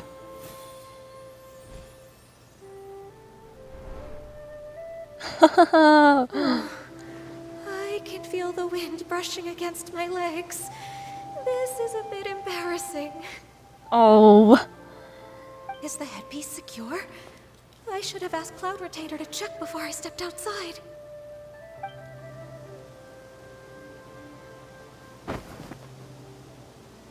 Oh How man, do we she's look? owning it. You look great. She asked them just like that? Look, you look great. You look pretty too, Ganyu. Oh, how should Paimon put it? You both look so Oh my gosh, elegant Shenhe. and refined. Those outfits really Given that one employed the services of the best tailor in all of Liyue, one would expect nothing less. What colors have you been partial to lately, Shenhe and Ganyu? Lately? Why is Cloud Retainer suddenly asking about what colors we like? I like black. One is gratified to see one's disciple has inherited one's own tastes. The color black doesn't get dirty easily. A virtue I've come to value recently. And you, Ganyu? I favor blue and black. And the material is sufficiently comfortable, yes? Aww. Yes, very. I simply cannot thank you enough, Cloud Retainer. For this gift. And the kite, too. Thank you, Master. One is content as long as you are pleased with the gift. One hopes these garments will see much use. You sit down and enjoy a table full of delicious food and pleasant company. Oh, she's full again. Your supreme cuisine machine is just getting better and better, Xinyun. This golden crab's particularly good. The shell's deliciously crunchy, and the meat inside is so succulent and sweet. Paimon can't stop eating. It's a good thing Gaming isn't here, or Paimon would have to duel him for the food. You know, with chopsticks. It would be a close match. He traveled all this way on account of the kite-making workshop, and he spent the whole afternoon looking after Shuyu. One was hoping to treat him to a meal. Oh well. One will just have to extend one's thanks in person. It's rare for someone to make such a good impression on you, Cloud Retainer. One has high standards. He's very respectful, so I understand why she likes him. He appears to be a young man of much merit, and one is not the type who would see such potential squandered. It appears that he wishes to break free from the kite string that tethers him. Kite string? Huh, what strange metaphors you speak in, Shenhe. Ever since you returned from one mean restaurant, your turns of phrase render one at quite the loss. Where do we even begin? Oh, do you know about the conflict between Gaming and his dad, Xinyun? One has only heard that the two are not on good terms. He ran away from home and hasn't been back since. Why are we telling? Oh? Is this our story to tell? Question mark? Should we Ran away, be you doing say? this? Huh. One believes we would all benefit from a more thorough retelling. Start from the beginning. Okay. Paimon just hopes he won't mind. Yeah, should we be... Okay, hold on. Paimon tells Cloud Retainer everything she knows about Gaming's family situation. I feel... I don't know if that was the move. This shall not do. Oh?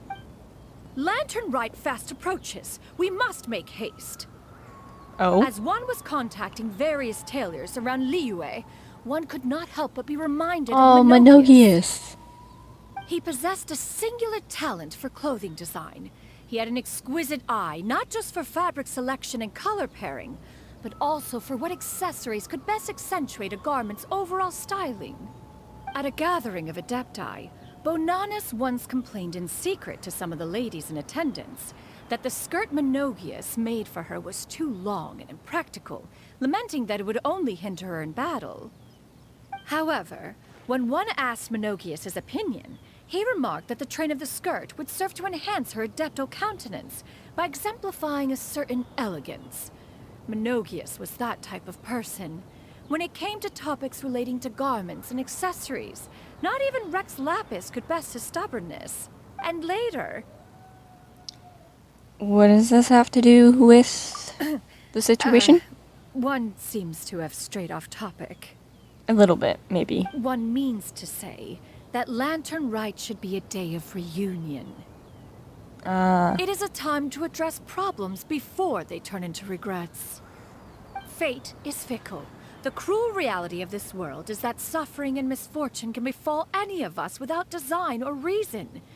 If there is a chance for young people to remain insulated from this reality, one should do one's utmost to make it so. That Should we interfere? Do you have It's any not ideas, really Cloud Retainer? our place, I think. Perhaps adeptal arts could be of use. No. Mechanics, perhaps. One fails to see its use in a situation such as this. Is there anything I can do to help?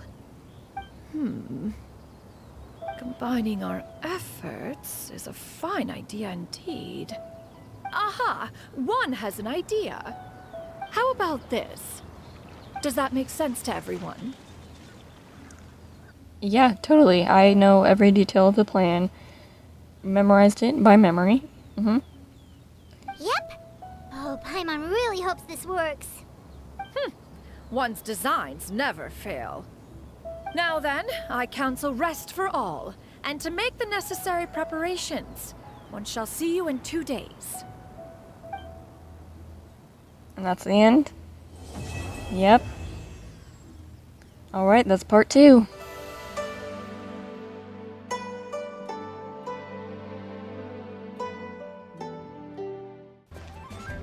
Hello.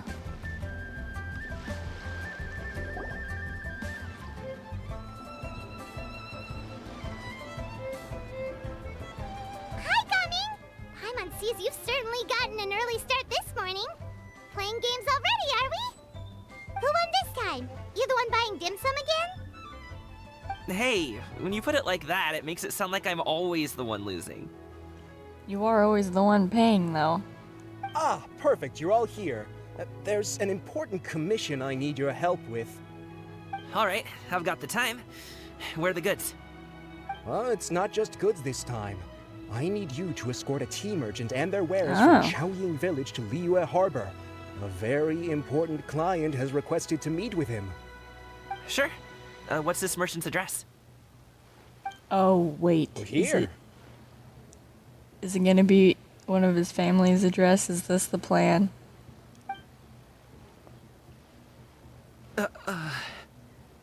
Yikes. If the client's that important, then this must be a very crucial, very pressing commission, right? Oh, okay. Of course, the sooner you complete it, the better. I would advise you to depart as soon as possible. That's fine by me. Alright, don't work too hard now, Longjo. We'll set off then. Oh. I feel kind of bad, but... Dude, that statue is so cool.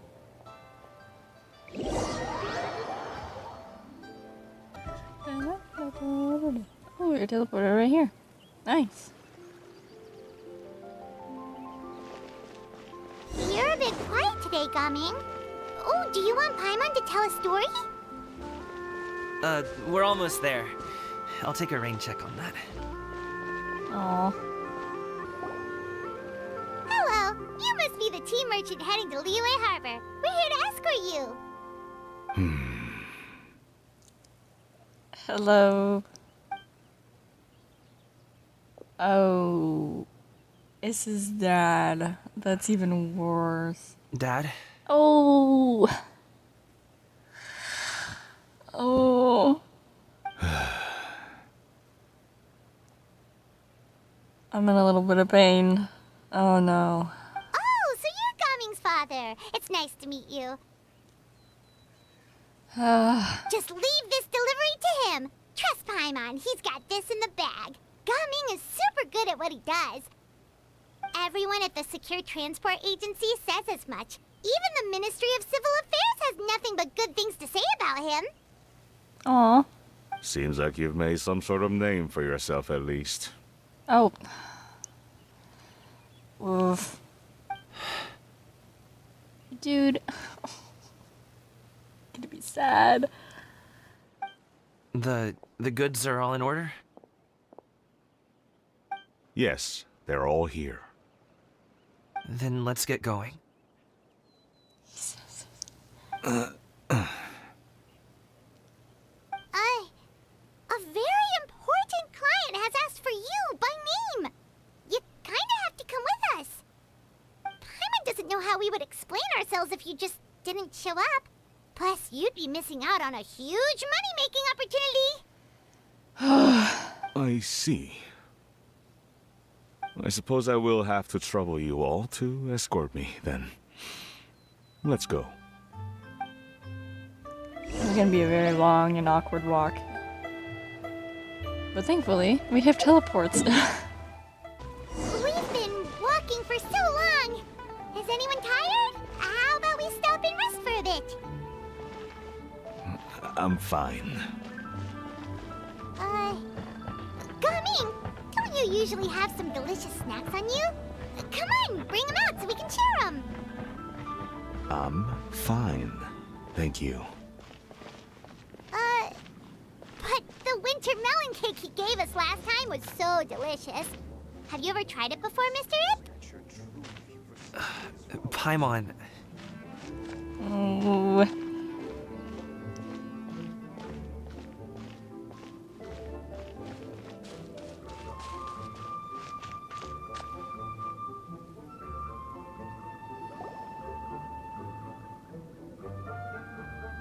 This place looks nice and open. Why don't you all rest here for a second? Huh? What about you? You're not going to join us? I'm not tired. I'll keep watch. Oh, but... Just let him go. Oh my gosh, this hurts. This hurts. Okay, we'll just share amongst ourselves then. Did you know, Uncle Ip, that the flavor of these cakes changes depending on... Halt! Who goes there? Oh. His sword just appeared. It appears that one's You're movements joking. were overly conspicuous. You're kidding. Oh my gosh. Jinyun? Jinyun. I want to say her name more, so I am used to getting it right, but she got these guys to be bandits so that they would be attacked, and then Gaming would fight, and then his dad would say like, oh wow, you kind of fight pretty good. Are you for real? Enough of your musings. Focus. Focus on the matter at hand. Dude, these guys are... Present your exquisite ornaments at once. I don't know if these guys are the right choice. Their way of talking is not very bandit-like. Indeed. Bring them forth readily and without protest. This is ridiculous. What do we do? It seems as if these two are acting alone. It won't Clearly. be difficult to subdue them, but they might have something else waiting in store for Dad. The best way to keep him safe is... Leave this to me. I'll handle them. Traveler, Paimon, take my dad and the goods away from here. No, Gaming. It's too dangerous. It's two guys, and he's got a giant sword in his hand right now. I think he'll be okay. But it is really cool that we see you caring for him, bro. This is what I do.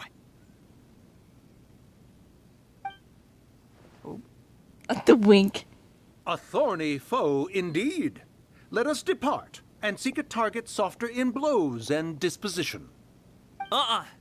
Don't think I'm gonna let you off so easily. And there he goes. Away! Let us away! Gaming! Oh. Don't worry, he's a great fighter.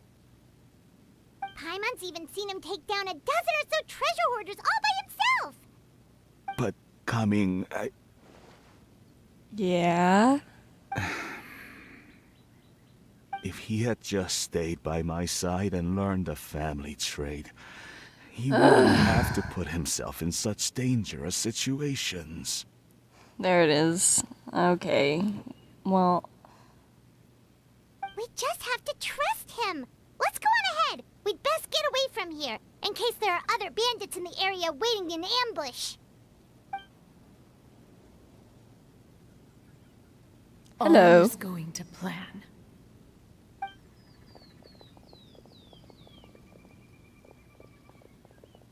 Okay, we should be good to Zhang stop Li. here. What?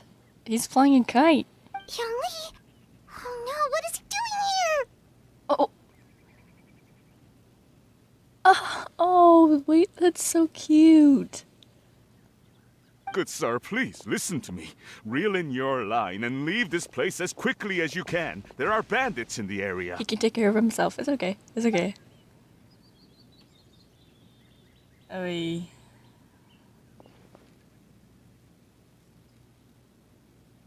Bandits? Acting in broad daylight? no, Zhongli, please don't give us away.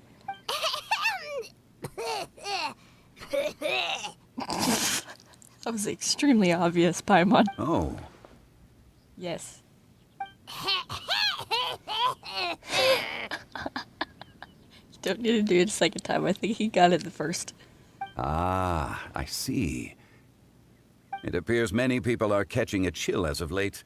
If your throat is bothering you, Paimon, perhaps some tea and rest are in order. Nope, no need. Paimon's fine. She just, had some cake stuck in her throat. He must have figured it out. What? Oh my gosh, I'm sorry. He must have figured it all out by now. Is he just playing dumb on purpose? If there are indeed bandits in the area, then we should inform the Millilith at once. The guard that was escorting us is already on their tail. Oh? Well, if that's the case. Such matters are best left to those with the necessary expertise, wouldn't you agree? I suppose you're right. If ordinary people like us got involved, we would only cause more trouble. Yes, ordinary. Every single person standing here is a very ordinary, normal person with no special, unique qualities. Since we find ourselves otherwise unoccupied in this beautiful area, why don't we find a quiet place to relax while we wait for good news? That would be lovely. So, Uncle Ip does have a reason to be worried. After all, Gaming, the guard we mentioned, is his son. Gaming. The name sounds somewhat familiar. Ah, yes. That is the name of the Usho dancer who has been performing around Liyue Harbor recently, is it not? Yep. Oh, have you seen him perform? Indeed. I cannot help but admire his skill. He truly encapsulates the spirit of the Suani. Mm-hmm. Usho dancing has become more well known in Liyue Harbor recently. However, although performers are seeing budding success, they have no doubt had to face many hurdles along the way. Ones not so easily understood by spectators such as ourselves. If you ask me, what truly deserves admiration is perseverance in the face of adversity. That is a rare attribute indeed. Indeed. I have heard many of my acquaintances praise Gaming for his kind, selfless, and courageous disposition. To have a child so accomplished and upright, you must be a very proud parent indeed, Uncle Ip.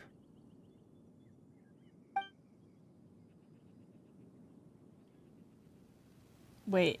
Seems like Zhongli has decided to skip the formalities. Well, he's a hard worker. Yes. You should be sure to tell him you think that when he gets back. Oh, wow. Your son is young yet. It's normal for someone his age to be a bit hot-headed. It's understandable to find talking about such things in person difficult. If there's a particular sentiment you wish to convey, perhaps we could pass it along for you. No. It wouldn't be right to ask that of you. This thing between us has festered for many years now. In truth, there are some things that simply aren't easy for us to talk through. I've been in the tea business for most of my life, and I always hoped my child would do the same. Otherwise, how would he support himself? Over the past few years, I heard how well he was doing for himself as a guard. How his work was taking him to farther and farther off places. I also heard that he never gave up on wushu dancing. It made me happy. But I was also worried. When you're young, you can handle all that physically taxing work and manual labor. What young person isn't capable of making a living that way? My concern is what happens when you get old. Every time I get to thinking like that, I cannot help but be reinforced in the belief that I was right. That I was right not to give in. I often regret introducing him to wushu dancing as a kid. If I had known how things would turn out, I would have never taken him to see those performances in the first place. It is only natural for a parent to strive to send their child down the right path. No one would begrudge you that sentiment, Uncle Ip. You need not worry. You seem quite young, Mr. Zhongli. Yet you speak with such wisdom. Perhaps I have misjudged your age. Maybe by a few thousand years, but Your words are too kind. Truth be told, one of my old friends has several grown daughters. Rather than fretting about their future, however, she prefers to let them find their own way. Then she's more easygoing than I could ever be. I fear I lack such an open mind. I meant to say earlier, there is no need to be so polite. Feel free to call me by my name, Ipdak. wow. Sure. Oh my gosh, the Traveler of Five One's faces the during this cutscene is so funny. So, do you also think I fret too much, Mr. Zhongli? That's not exactly what I was hoping to convey. Only a fool would ask a parent not to worry about their child. But think of it this way. Raising a child is not unlike flying a kite. Hold the string too tight, and it can no longer soar. Another kite analogy. As my friend once said, if your children are aiming for the stars, clipping their wings will only cause them to come crashing down. You need to let out the line for a kite to soar. It seems I was too stuck in my ways. You need not reproach your heart for caring. You simply need to loosen your hold a little. Indeed, with such a big heart, why not allocate the time you usually spend worrying about Gaming to the pursuit of other things, like going for a stroll, drinking tea, or taking in the scenery? You never know what surprises could be in store. Things can change in the blink of an eye. The blink of an eye, you say? Do things change so quickly? Children grow up in quite the same way, do they not? Day after day, year after year, sometimes in the blink of an eye, but always when you least expect it. As a father, I'm sure you know that best. Yes, you can say that again. One second, Gaming was a kid. The next thing I knew, he was ready to fly the nest. Zhongli certainly has a way with words. Hey. Oh, Gaming is back! Hey, Gaming, we're over here! Dad, Traveler, Paimon. Good, you're all here. Oh, and Mr. Zhongli from the Wangsheng Funeral Parlor? You're here too? A fated meeting indeed. We were just enjoying some pleasant conversation. Is everything resolved? Well, you could say that. What does that mean? Traveler, Paimon, come with me. I need to talk to you. Oh dear. Huh? Oh, okay.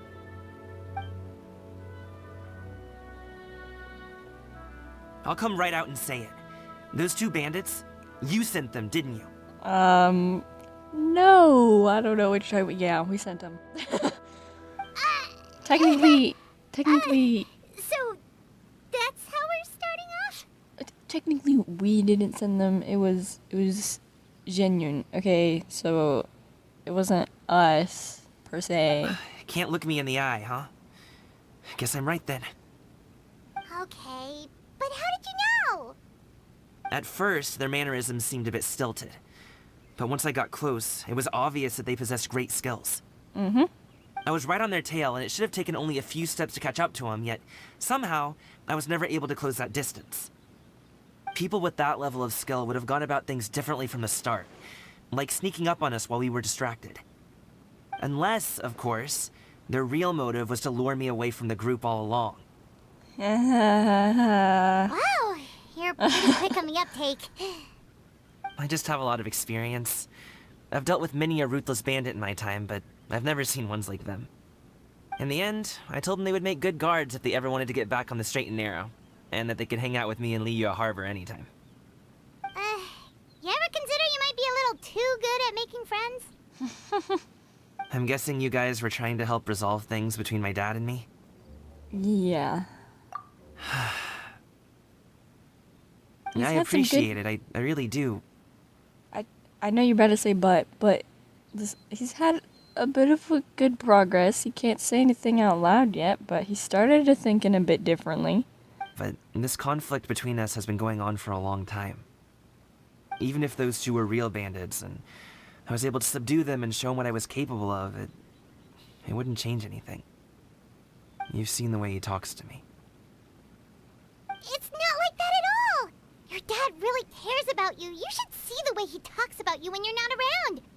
Zhongli was talking things through with him, and he nearly agreed to let it go. You don't believe us? He won't let it go. He can say as much as he wants to other people, but he won't talk to me. I'm certain of it. And you? Will you talk to him? You told us you wanted to prove yourself to your dad. Why don't you tell him about all the hard work you've done these past few years? Will that even do anything? I'm not sure talking is enough. Yeah, but sometimes talking is a start, and you're not going to get anywhere if you don't even start. You won't know unless you try. Just like how you won't know if something is delicious unless you taste it. Listen to us. It's time to put these people skills to good use. You can make friends with anyone, so why not your dad? We'll be rooting for you. It won't hurt to try. I'll do my best. There we go. Come on. You are very knowledgeable, Mr. Zhongli. I'm impressed. Despite my being in the tea industry for several decades, it seems I still have much to learn about the art of tea tasting. You flatter me. It was nothing but a few humble musings. How much tea have you drank since we've been gone? It's not like it was alcohol. Ipdak and I have found many a common interest. Our friendship, much like a cup of tea, seems to grow stronger the longer it has to steep. Well said, Mr. Zhongli. Gaming, Mr. Zhongli is very knowledgeable. You should take the opportunity to learn from people like him when you're in the city. Huh? Oh, of course. Ahem. Zhongli? I have very much enjoyed our conversation, Ipdak, but I, unfortunately, have some unfinished funeral parlor business to attend to. Oh, I hope I didn't keep you. My apologies for taking up so much of your time, Mr. Zhongli. No need to stay on my account. When you're less busy, let's find a time to meet. I'll treat you to dim sum. See, he's just like his dad, always treating people to dim sum. That's cute. It would be an honor. Bye-bye. We'll see you off, Zhongli.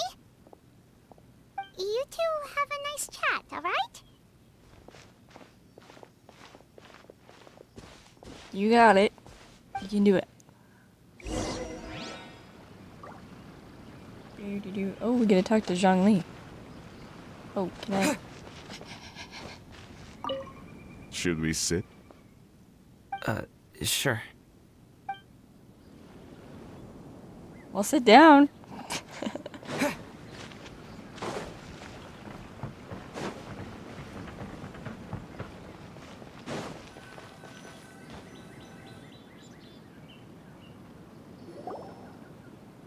Thanks for helping us talk things through with Uncle Ip. Good thing you were able to pick up on what we were putting down.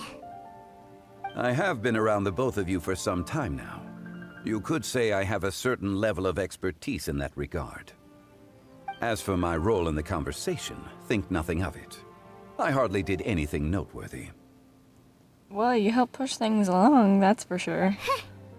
You never change, do you? Why did you have us walk all this way? Paimon thought we just had to go far enough to be out of earshot. A friend approaches. Oh? Hello. Hello. Hello. Xiao, you're here too? I've been here the whole time? A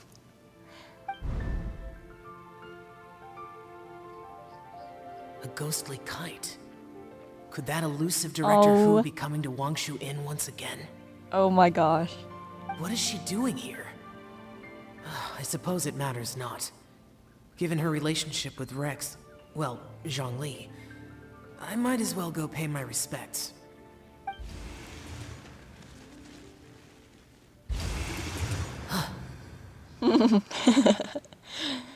Not how you expected. It's you.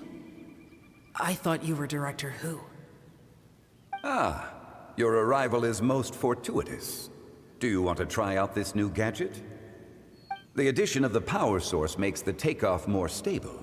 It's just that... He seems quite immersed in the study of this device.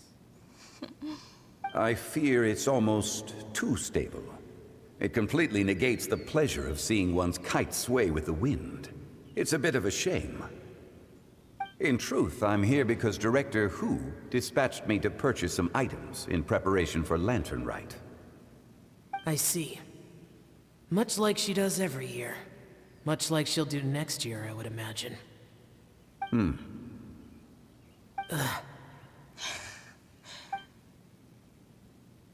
I wrong?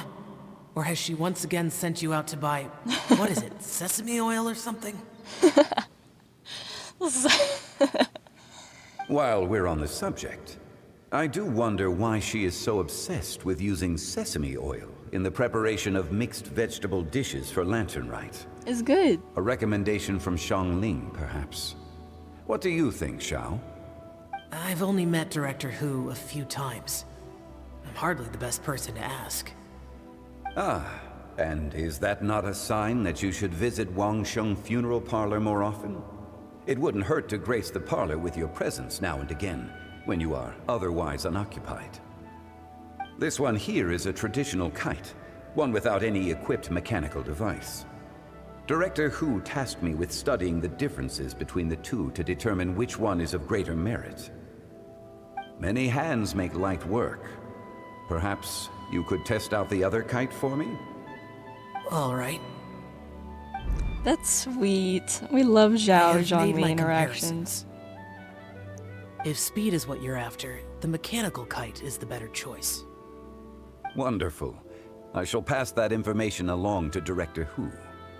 I'll leave these two kites with you. Perhaps you can find a few friends with which to partake in the activity. You might find it to be an enjoyable use of your time. Aww. Oh, wait. Who enjoys kite flying?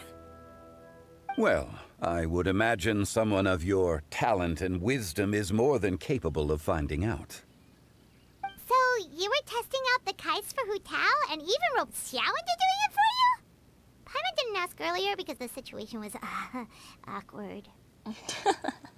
I would hardly say I roped Xiao into anything. I simply sought the help of a friend. Besides, we did the testing together. Seems like our pool of competitors is growing. Competition's not the important thing right now. I'm gonna win Do anyway. you like kite flying, Xiao? I suppose I neither like nor dislike it.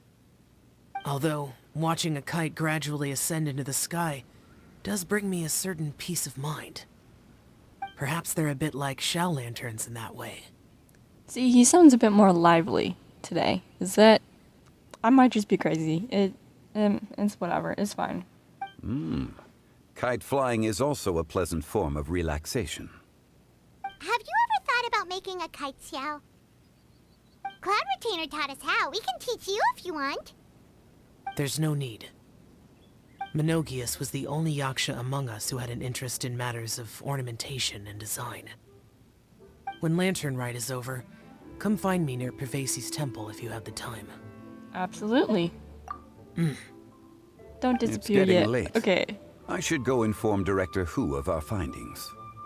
How's she been, by the way? Be sure to say hi to her for us. The last time I spoke to her, she mentioned that she would be visiting Chaoying Village in a few days. If you have the time, perhaps you could also make the trip. If you happen to run into her, you can pass along your regards in person. We'll keep that in mind. Take care, Chaoying Xiao. Village. See you Okay. later. See you next time.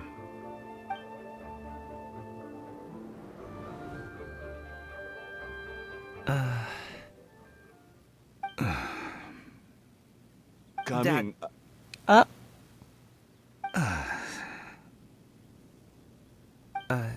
You can go first. I don't have anything to say. Wow. Then I'll go. I still don't want to leave Liyue Harbor. Oh. I can't say I support that decision, but... Come on, keep going, keep going. Hey, let me finish before you get all worked up. Sit, Shinhe, sit. You must be tired from your journey. Shall I Guys. pour you a cup of tea, or would you prefer something else to drink? No need. I'm not tired. They're gone, Master. Perfect. The time is nigh for us to make an appearance. Do you remember the plan one recounted to you? Yes, Master. We aim to give them a demonstration of familial love. So I'll have whatever you are having. All right. What are Auntie Xianyun and Shenhe doing here? Just how many people are involved in this scheme? I suppose all I can do is just take a seat and see what happens. Perfect. I just so happen to have bought some Sunglow tea recently. It's quite the delectable variety. Or it would be if one has not been forced to drink it every day in the hopes of whittling down one's considerable stash. One has more than had one's fill already. Oh, man. Forget it. Such thoughts detract from the present need to keep up the conversation. Has work been busy during the holiday season? Do you need my help with anything? Drunk guests can sometimes cause trouble, but I deal with them as you taught me, by pinning their heads against the table. Oh, okay. She said that so aggressively. Are Auntie Xianyun and Shenhe serious right now?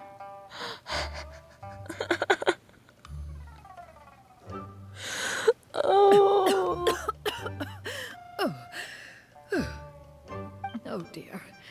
While one was busy orchestrating this act, one seems to have forgotten about Shenhe's various eccentricities. Homicidal tendencies? What I meant to ask was, have you made any new friends? We live so far from each other. It would be a great comfort to me to know you were surrounded by good companion. You already know of my past circumstances. Shenhe, please. Recently, I've been conversing with Guoba in the kitchen at night. Guoba can't talk, but his companionship is a comfort. He can sing a little bit, you know, make like a little la la la. The poor child. Her one friend can't even talk. Oh dear. I guess maybe Gaming is not really so bad after all. Perhaps I've been too hard on him. Oh my gosh, this expression. Let's move on, shall we? Do you have any plans for today, Shenhe? How about we do something fun? I mean, it's working, not in the way that they exactly imagined, I assume, but it is working. That sounds about right. Take her to do something fun, and perhaps she'll loosen up a bit. Oh dear. Like we used to do when we would carry stones up and down the mountain from dawn until dusk, picking herbs to eat for dinner along the way? If that is what you ask of me, then that is what I shall do. The way she shook her head.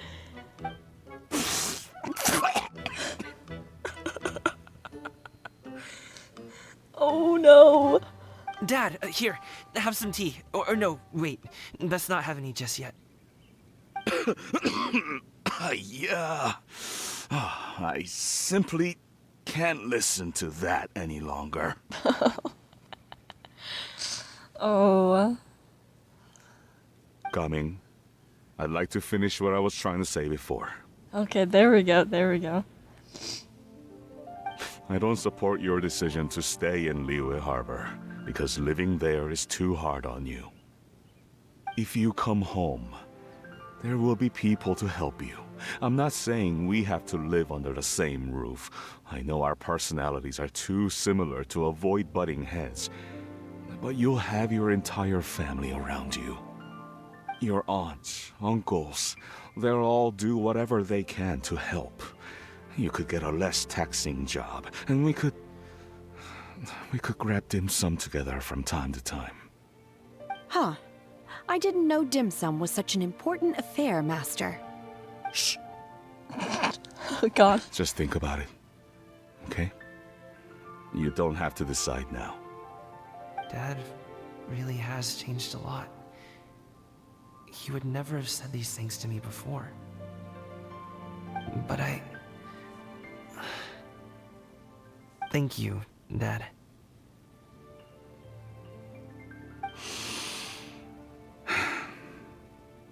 It's been long enough, don't you think? Oh, Paimon sure hopes they've made up by now. It's a conflict that's been going on for years. It's not gonna get made up through one conversation. Paimon. Oh, they're drinking tea in silence. That's not a good sign. Did Xianyun's plan not work after all? Hey you two! Paimon's sorry we were gone for so long. We got to chatting with some friends and didn't realize how much time had passed. Perfect timing, actually. We seem to be just about done here. Yep, let's go. I'll get the bags.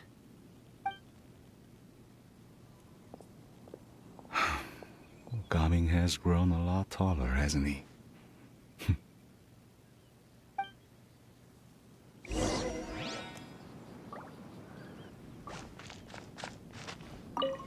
Master, did I say something wrong earlier? Maybe. I tried to go along with your questions, but when I saw how you and that man reacted, I started to wonder. Not at all. Certain unforeseen variables may have presented themselves along the way, but the outcome proved favorable. The plan was a success. Yeah, that's what matters. Then I helped? Mm-hmm. Naturally. Your purity of spirit is one of your greatest strengths, Shenhe. You need not change who you are. Exactly.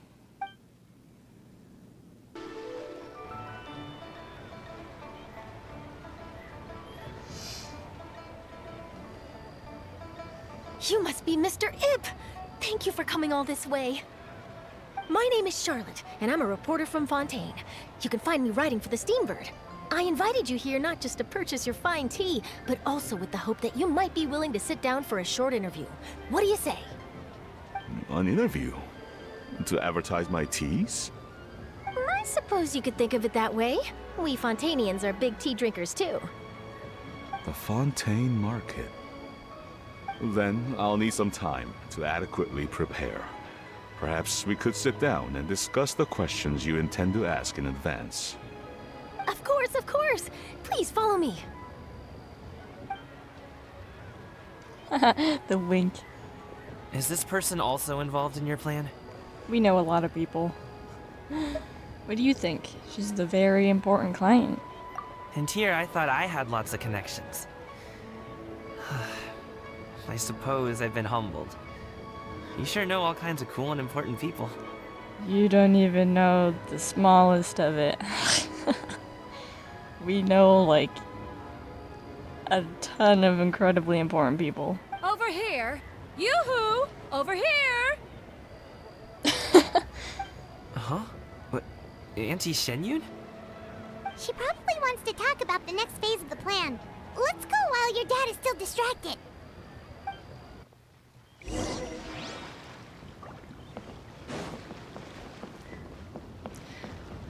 Speaking of really important people we know,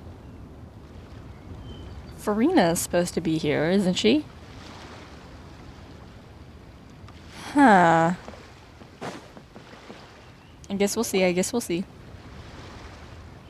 I take it that all is going well? Don't worry, Shenyun. Everything is going according to plan. I knew it. I knew that was all an act earlier.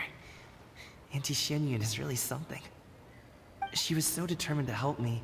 She didn't even care about making herself and Shanka appear foolish in front of my family. She truly knows how to look out for others.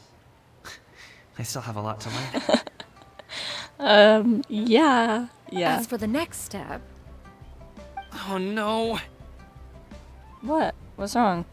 What's wrong, Gaming? Don't tell me you're the ones footing the bill for all that tea. I can't let you do that. Oh, come on. Fret not. Reimbursements will be made. Exactly! Think of it more as an investment, as Ningguang would say. We pooled together the Mora so that Charlotte could place the order. She's gonna bring it back to the Steambird as a gift, as well as a sample of the regional specialty. Fontanians will probably fall in love with your dad's tea as soon as they lay their eyes on Charlotte's article.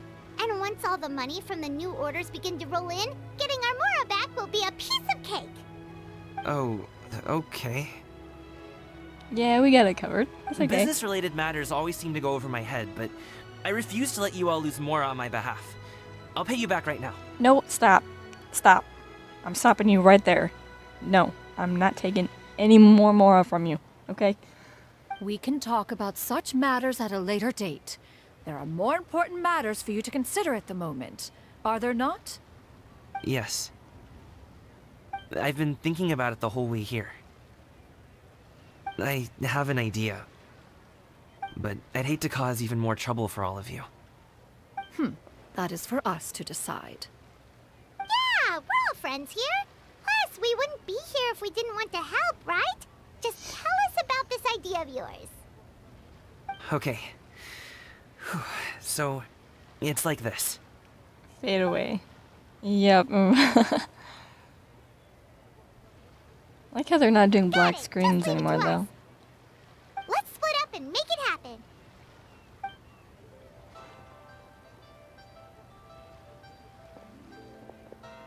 We need to do those things we talked about, but we also still have the kite flying competition. Since Xiao already tested out those kites for us, why don't we also go buy one of those mechanical thingamabobs or whatever they're called? We can attach it to our kite.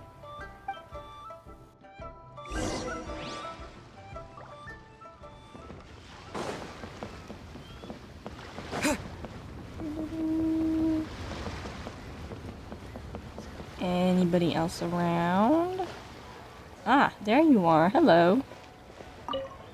Do your teas pair well with milk? What about sugar? Can we skip that question? Of course! You would much prefer that the teas be made plain, I suppose. Perhaps you could provide some descriptions of their flavor profiles during the interview. Ah, no problem. Noted. Now then, let's discuss tea box design, shall we? Recently, I've learned a lot about traditional Liyue motifs and their deeper meanings. I was thinking if there was some way to integrate these motifs into the design of the exterior packaging. Now that's an interesting idea. If you ask me, I would probably... That's nice. Anybody else around? I don't think so. Bunch of kids jumping around. Welcome. Please take a seat. Hello again! Welcome back! I see you returned from your trip. I really do have to thank you for all your help from before. Thanks to you, my daughter was able to build a kite with her grandmother that very same day. She even wrote a long letter telling me how much she loved it. Aww. Oh, you should really be thanking Gaming, not us. I'll be sure to. And are you here to buy a kite? Please, take your pick. Oh, we already have a kite. We wanted to buy one of those, device thingies from Fontaine. Do you sell them separately? Ah, yes. Here you go. Please, take it, free of charge. The directions are in the box. It's not hard to install at all. It doesn't feel right for us to just take it. Well, nor would it feel right for me to take your Mora. Good luck in the kite flying competition. I'll be rooting for you. Thank you. All right then, thank you.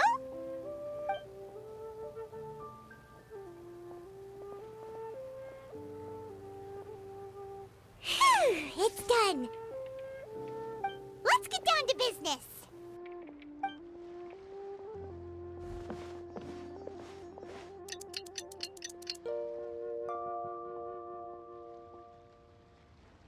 Looks like we finished everything we needed to do. Let's find a good place and put this thing into the sky. Oh, wow. Oh, it's starting. Oh my gosh. Oh my gosh. Oh my gosh.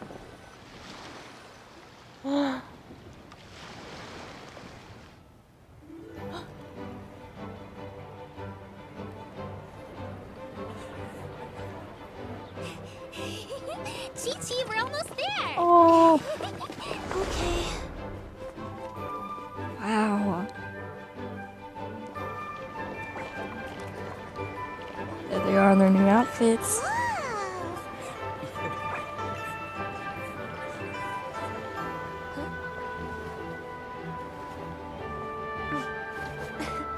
Come here, allow me.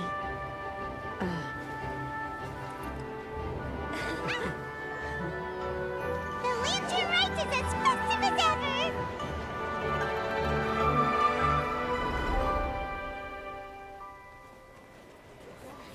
Huh? Oh, what's going on? Did something happen? What should we do? Oh, should we get the Millilith?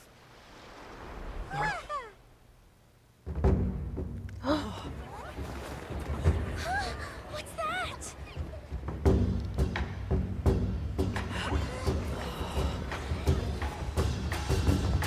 Oh my gosh.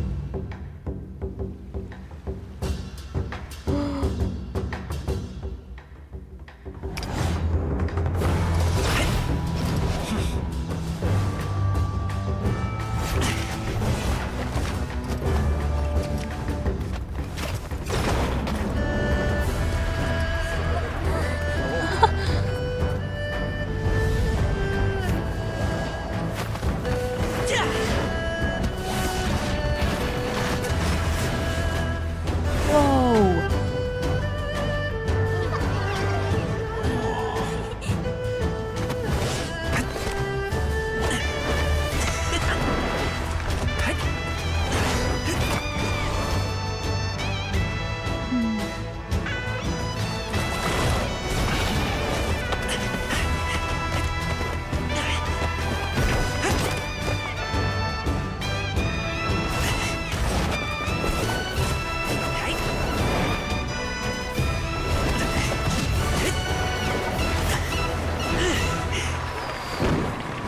Whoa.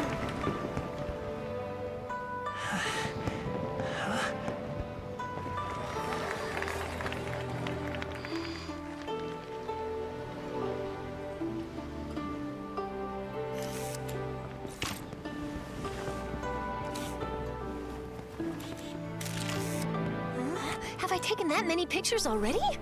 I need to load more film.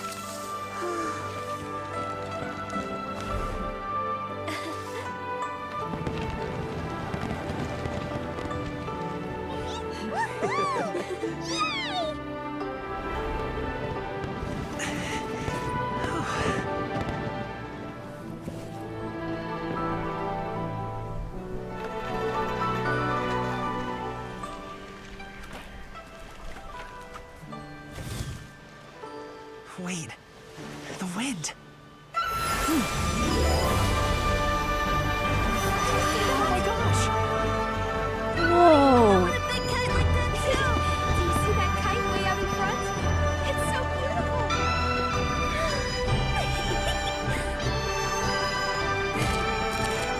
Happy Lantern Rite.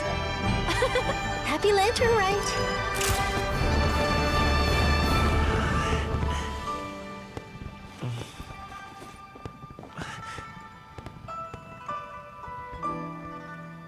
Oh.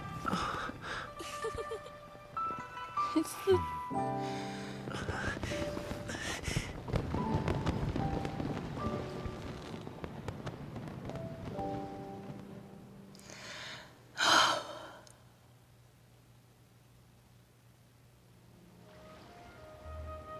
Gamming's performance was so cool, Paimon almost wanted to join in. You saw that, right, Traveler? Yeah. Let's go find him. Oh, he's over there, talking to his dad.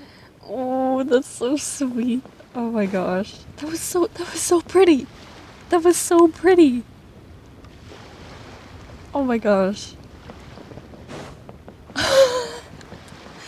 That was so cool, the music and everything. Oh my gosh, I'm geeking out a little bit. Yeah, he's up here. Oh my gosh. Dude, my cheeks are really warm from smiling so much. Oh my gosh.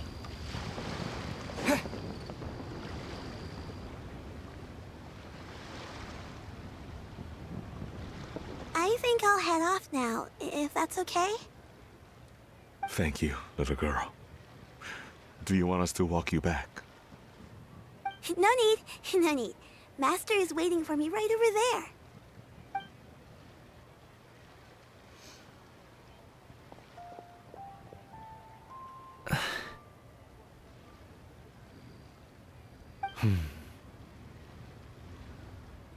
Dad. Yep. I suppose I'll go first this time. Okay. Your performance. I've seen many wushou dances in my time, but I've gotta admit, what you pulled off there was breathtaking. Wow. I never thought I'd live to hear you say that. You're serious about doing this professionally? Absolutely. I know it'll be difficult, but... Then it doesn't matter. What I mean to say is, of course it'll be difficult. But if that's your decision, if that's your dream, then it doesn't matter how difficult it is. As long as you put in the work, then any obstacle can be overcome in time. Really, when I was young, I also... Actually, how about we save that story of my past for another time? All I really want to say is, I've changed my mind. And much like this kite, you also deserve to soar to new heights. Dad. Son. Son? Haven't heard that in a while. I bet you're wondering what's gotten into me saying all this. Well, a little bit, yeah. Anyway, I know I've never found the chance to say this before, but... to me, Gaming, you've always been a great kid. Alright, that's everything I've got. Did you have something you wanted to say, or...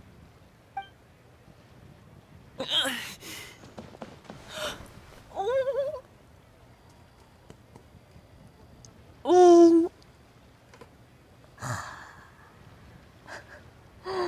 Oh, that's so sweet. Oh.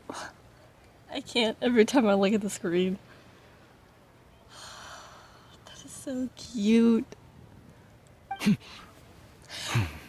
Oh my...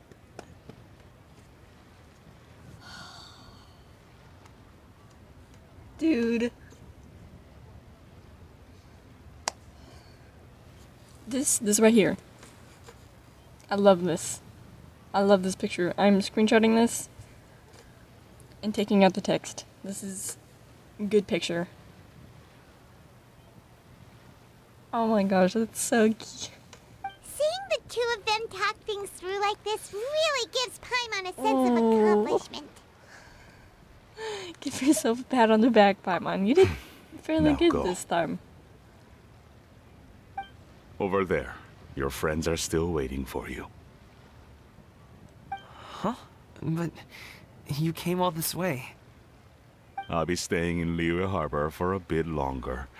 When you have time, we can grab dim sum together. Your treat, right? Oh, man. Dad, honestly. Go. Okay, then I'm off. See you soon. That was so... He got a 20 kite. Oh, it's so cute. I can't do it. That's quite the smile you've got there, Gummy. Yeah? Really? It's nothing to be embarrassed about. Is there anything else you'd like to do? I'd like to find and thank Auntie Xinyun, as well as everyone else who's helped me out. If everyone has time, maybe we could all get together and go fly a kite. Yeah! Oh, that's part 3.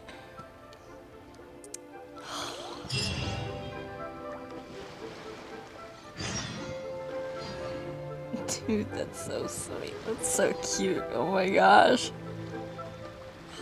Okay, can I find some of the characters now? I don't remember where they said they would be, though. Oh, here's Charlotte over here, though. Maybe you can find some of the others.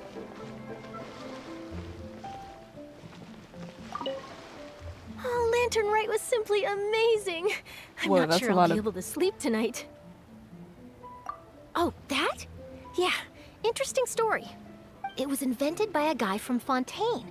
His name is Ildison. Ildison? He's always tinkering away at some mechanism or another.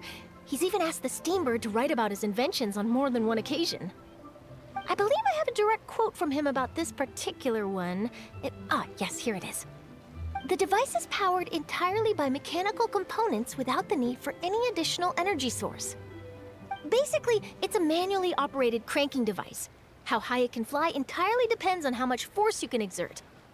Combining this invention with a kite. What a great idea, right? Oh, my conversation with Mr. Ip went really well. I've already sent the first draft of my article back to the Steambird. That's great. It's a piece that contains all the pertinent information while also telling a story. I'm quite proud of it. Oh, that reminds me. I should thank everyone who made this possible for me.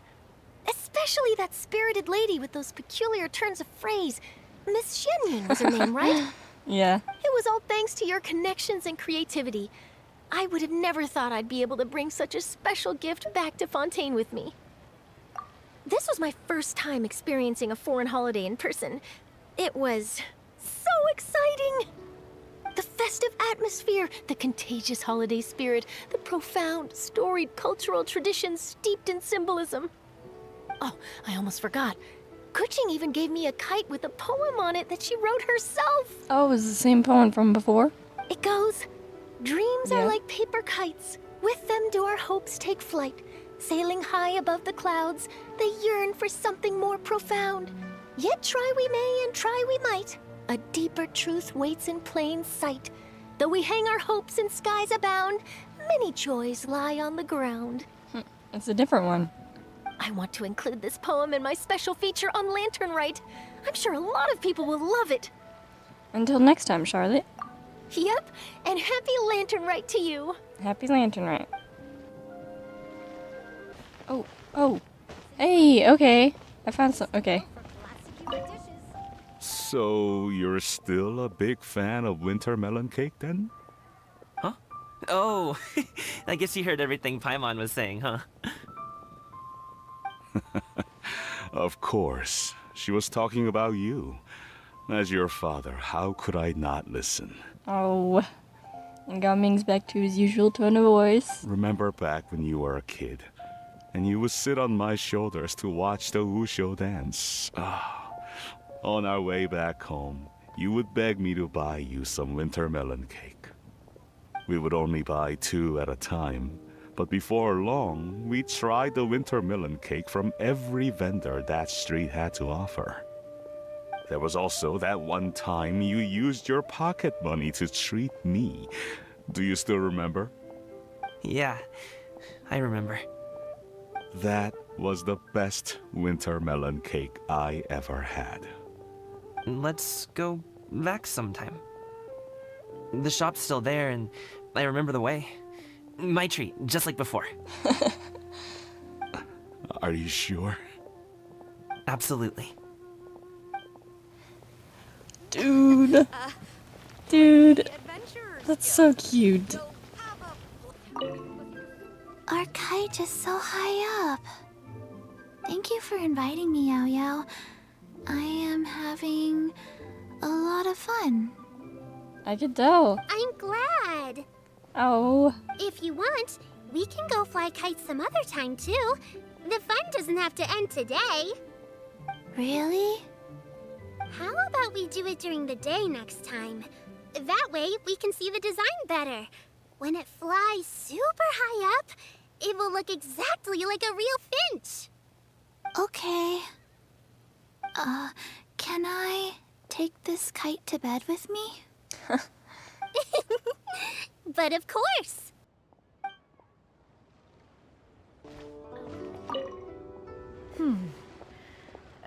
One may have won the kite flying competition, Yu Hung, but this prize should truly be reserved for another. You need not be so humble, Honored Adeptus. Among all the kites, yours was quite literally a cut above the rest. Please accept this prize. You deserve it. Besides, I'm quite certain we owe a fair share of the success of this year's Lantern Rite to you. If you insist, then one can hardly continue to refuse. However, there is another matter with which one would ask your assistance.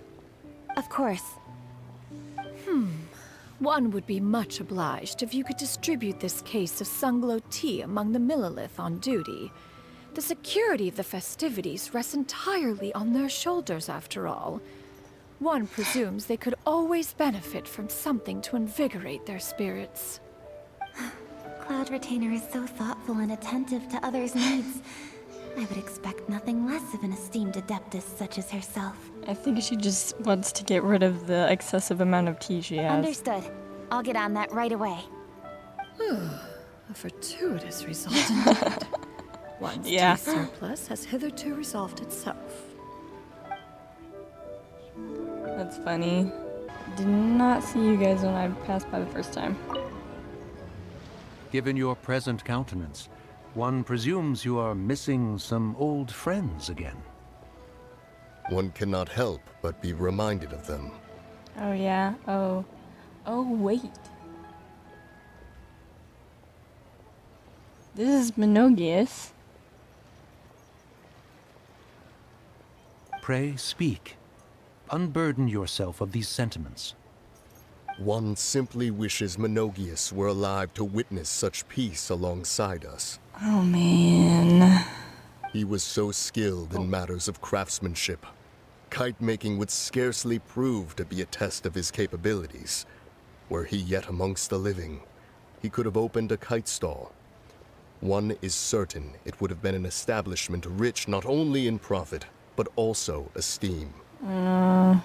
And if, as in the past, he were unable to involve himself in matters of the mortal realm, we could sell the kites in his stead. When we finished, we could bring him back wine and partake in drink and good company. Mooncarver, those are now but fond moments in our memories. Indeed. The dead are gone, So, as the representatives of the living, let us take in the sights for a bit longer, if just for his sake. Oh. I didn't even realize this was supposed to be Monogius. Oh. I don't get it. Is something wrong, Shenhe? Tell me. Perhaps I can help. The color black doesn't get dirty easily, so I thought this outfit would be acceptable to wear to work. Oh. But Xiangling told me it was inappropriate. Maybe a little. But inappropriate? How? She probably just meant the outfit isn't suitable for that particular environment and occasion. Yeah, it's a bit, fancier than, But for a festival gathering with friends, a nighttime stroll, or an important banquet, your outfit is more than appropriate, Shenhe. So you're saying it's only something I should wear in front of important people? I suppose that's another way to think of it. Okay, okay. Oh, yep, there he is. Hello. Oh. Traveler. It's just as I thought. You stopped short of stepping into the city again. Being in the city isn't the only way for me to appreciate the lights and beauty of Lantern Rite. Look. Liyue Harbor lies just beyond this mountain. As long as I stand at this vantage point, I may freely behold the sights of all the kites slowly ascending into the sky. For me, that is enough. Alright. I invited you here because there is something I would like to do. What's that? I want to release a shell lantern, and I'd like you to be there for it. Did you make it yourself? Yes. I apologize for its crude appearance. I have little skill in that regard. No, it's amazing. You are very kind, as usual. Oh. That's... All right. It's time.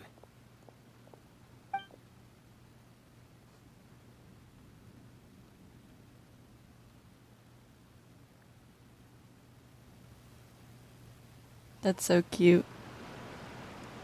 Bro.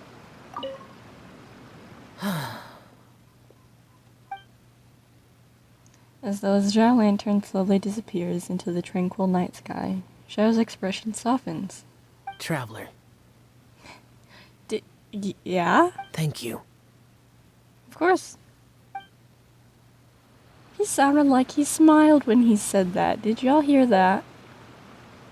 Did y'all hear that? Traveler. Bro, did he... Guys, he sounds happy. He's improving even more. Thank you. That is so stinking sweet. Oh my gosh.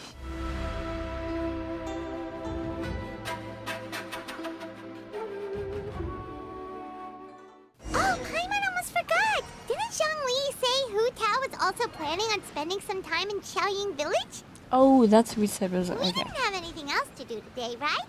Why don't we go have a look around? Maybe we'll run into her. Alrighty.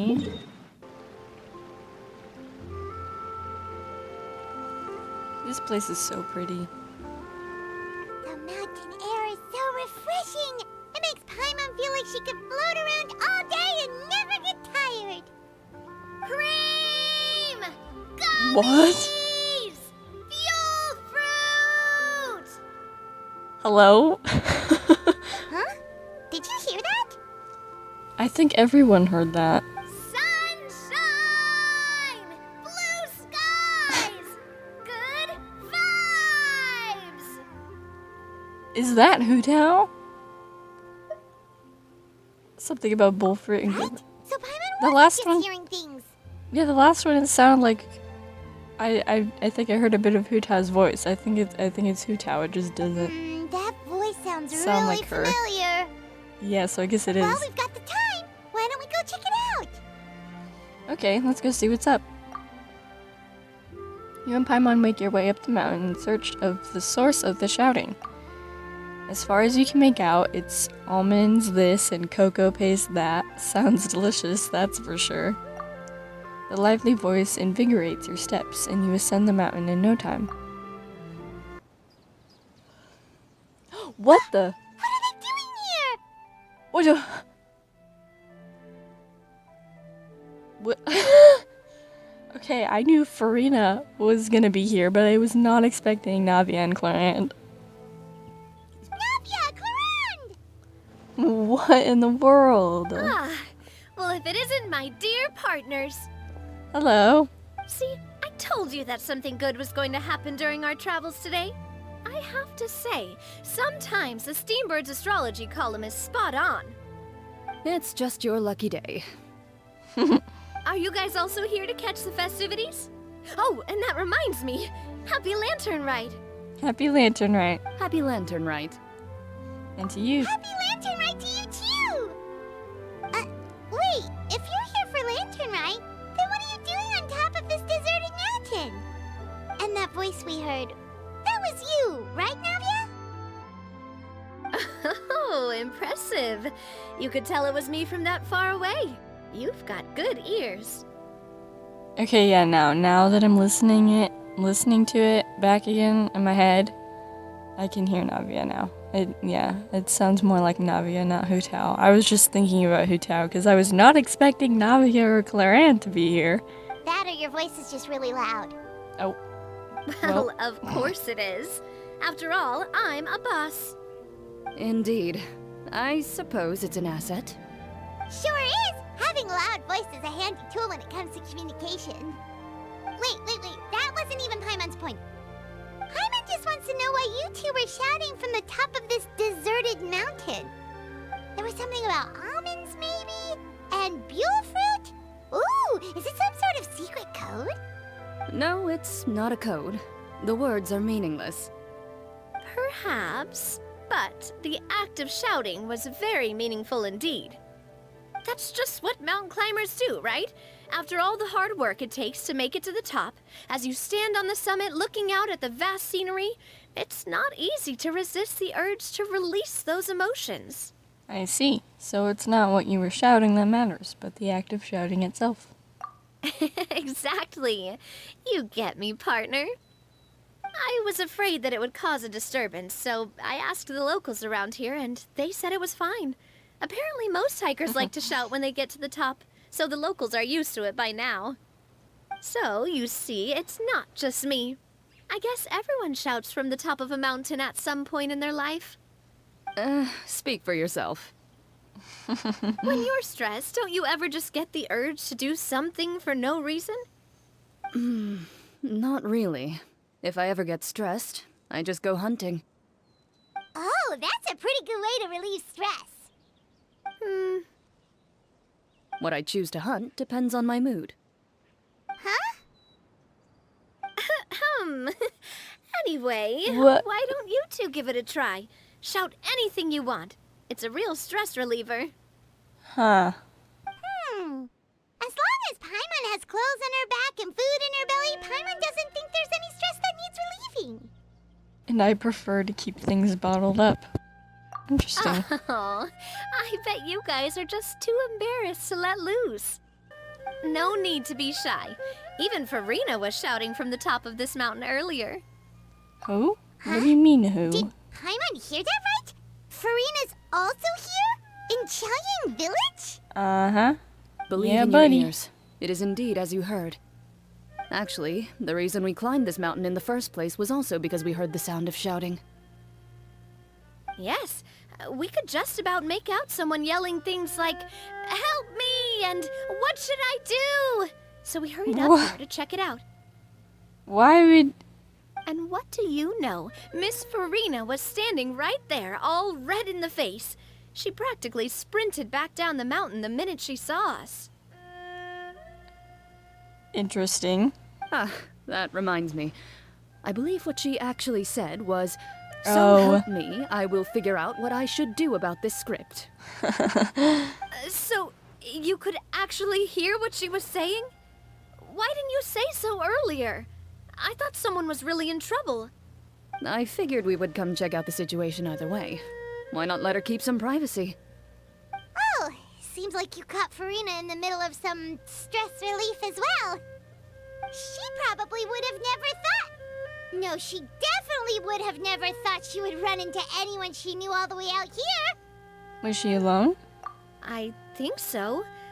We ran into Nervalette on the way here as well, but Neuvillette is he was here? already on his way back, so they probably weren't together. But Neuvillette is here? What? Neuvillette was here too? So many people from Fontaine, yeah, seriously. What was he doing here? It couldn't have been for vacation. I think it just might have been, actually. But apparently he only stayed for half a day before heading back. Oh. He's a very busy man. Come on. Neuvillette is not the type to take much time off. Taking even a half day for himself is already a huge step in the right direction. Yeah, that is good, but... Didn't Charlotte publish an article on the Liyue tea industry recently? Maybe he was inspired to come buy some tea after reading that article. You know, just like you were. My situation is completely different. I'm here because I was asked to accompany you. The tea purchase is simply an added bonus of this location. Right. You Fontainians and your tea drinking. Yeah, be sure to bring back some for Risley. Oh, he's gonna be it's jealous. Not for me. I lost a bet with Risley, and now I have to buy him something.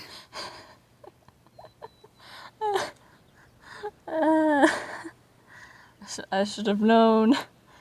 I mean, I almost did, but not quite. You made a bet? It was just a spur-of-the-moment sort of bet. Seems like you do that quite often. Risley gets really invested in that sort of thing.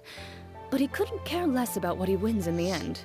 What'd you bet on? You could give him mint plants that you plucked from the side of the road, and he wouldn't even mind. If I got only plenty he of was that mint to easy spare going when it came if to you need talking some. business. In any case, I'm pretty sure the tea you bought is this region's specialty. What is it called again? Nervalette even mentioned it earlier. Sunglo tea? Yes, that's the one. You didn't really buy 10 boxes, did you? Please, do I look like someone who would fall for that sort of marketing trap? That reminds me. You guys said you only came up here because you heard my voice, right? I hope it didn't put you out. You must have had other plans for the day. Oh, that's right. Who tell? A few days ago, we heard that a friend was going to be in Chaoying Village, so we decided to come and see if we could run into her. Oh dear. We've been chatting for quite some time. I'm sorry for keeping you. No harm done, partner. That's good. We should probably head out and look for Hu Tao. No need to stay on our account. We just got up here, so we're gonna stay around for a little longer. Go and meet your friend. We can meet up in Chaoying Village later. Sounds reasonable to me. Sounds good. We're gonna head down the mountain then. See you later!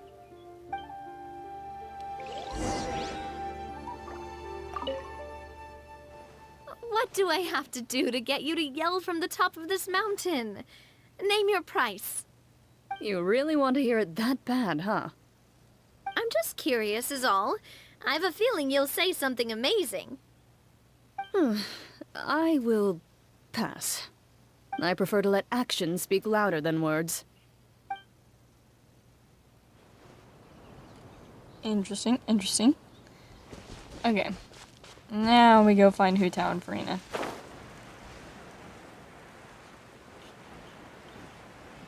Aha, I see you. And Zhongli as well. Oh.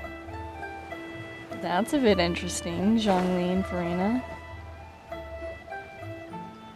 Chaoying Village is known for its tea, but you know what else they have with tea? That's right, dim sum! Didn't Gaming say something about dim sum being eaten in the morning?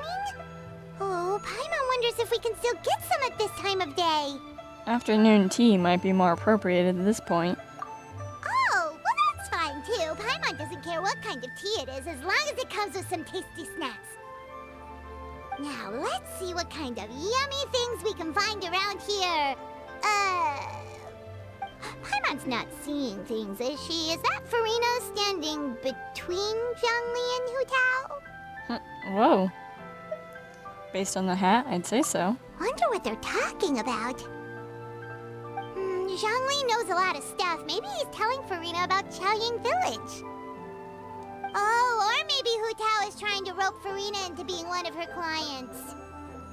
Wanna make a bet? Hey, this isn't the Fortress of Meropide. But Paimon could be convinced for the right price. Let's say loser buys the winner 3 huge bowls of seafood kanji.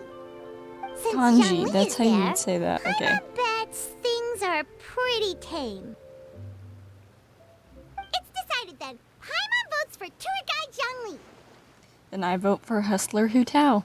Alright, no time to waste. Let's go see who's right. Wow.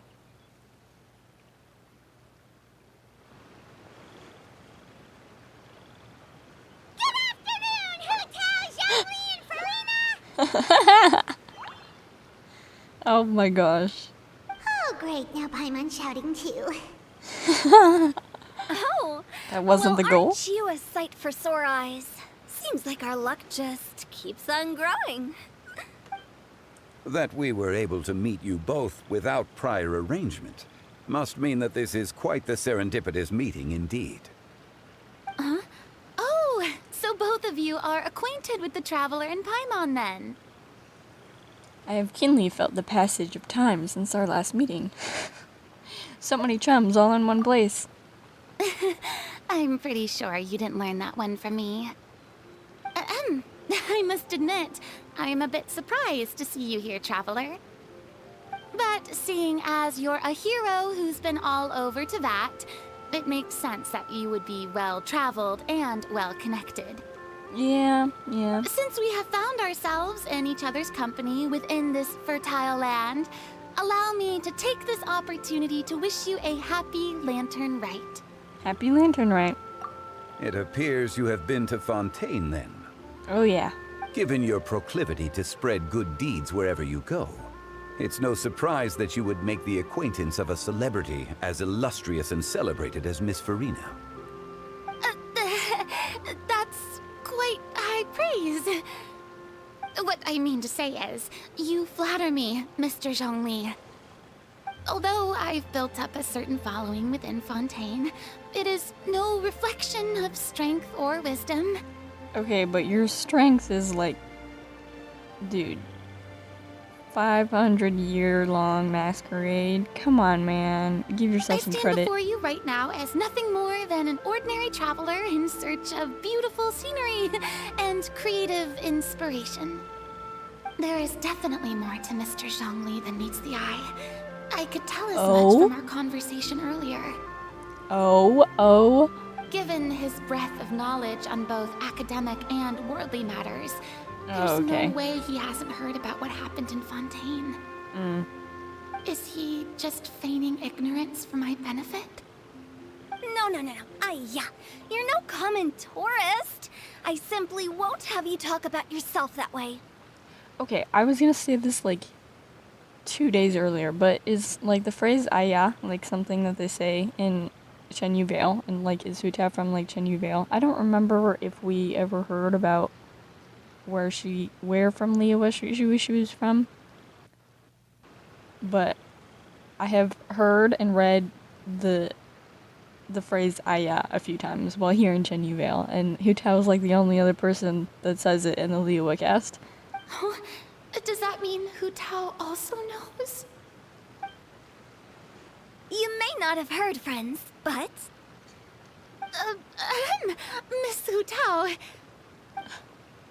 Miss Farina is now one of my esteemed clients. Yep. Yeah. Ooh, did you hear that, Paimon? She's Hu Tao's esteemed client. Okay, you win. Guess Paimon will have to break into the hidden stash at the bottom of her shoe. What? What's this about winning something? Don't tell me. You two were placing bets on us? It was Paimon's idea. Oh, he pointed.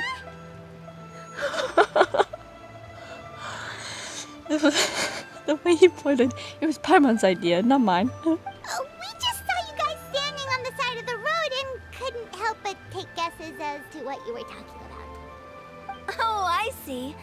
That means you, my friend, must have guessed that I was trying to promote my business to Miss Farina. Well, you know me. That I do, my friend. What was Paimon's guess then? Paimon thought Zhongli was showing the newbie around. By newbie, you mean me, right? If that's the case, then Paimon's guess was also correct. Oh, that's right. Mr. Zhongli was telling me about some great sightseeing spots in the area. You see? Paimon was right too! Okay, whatever. Since both of our guesses were right, there can't be a winner or a loser. Fine, keep your stash then. Hey, don't be upset, traveler. How about this? You buy Paimonable and Paimon will also buy youable. As for the third bowl... Since I was the subject of the bet, perhaps it should go to me? You know, as a congratulations for the huge deal I just struck. Wow. I'll buy you a bowl anytime you want. I was just joking. Anyway, I should be the one treating you. The funeral parlor is about to bring in quite the sum after all. What business are you doing with Farina? You are a funeral parlor. What it...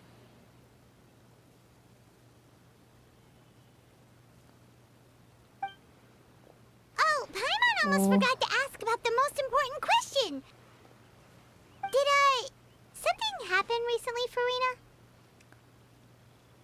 Huh? What do you mean?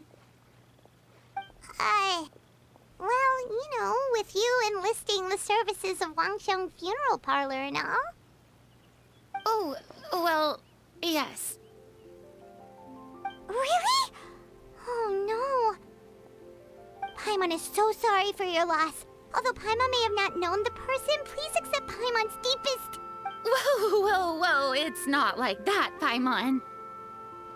Huh? But Paimon just thought, since you hired the services of a funeral parlor and all... Hey, it's not that big of a stretch. I'm also a little confused. Really, Paimon? It's not like you don't know me. Do I look like I know anyone who would ask me to coordinate their funeral?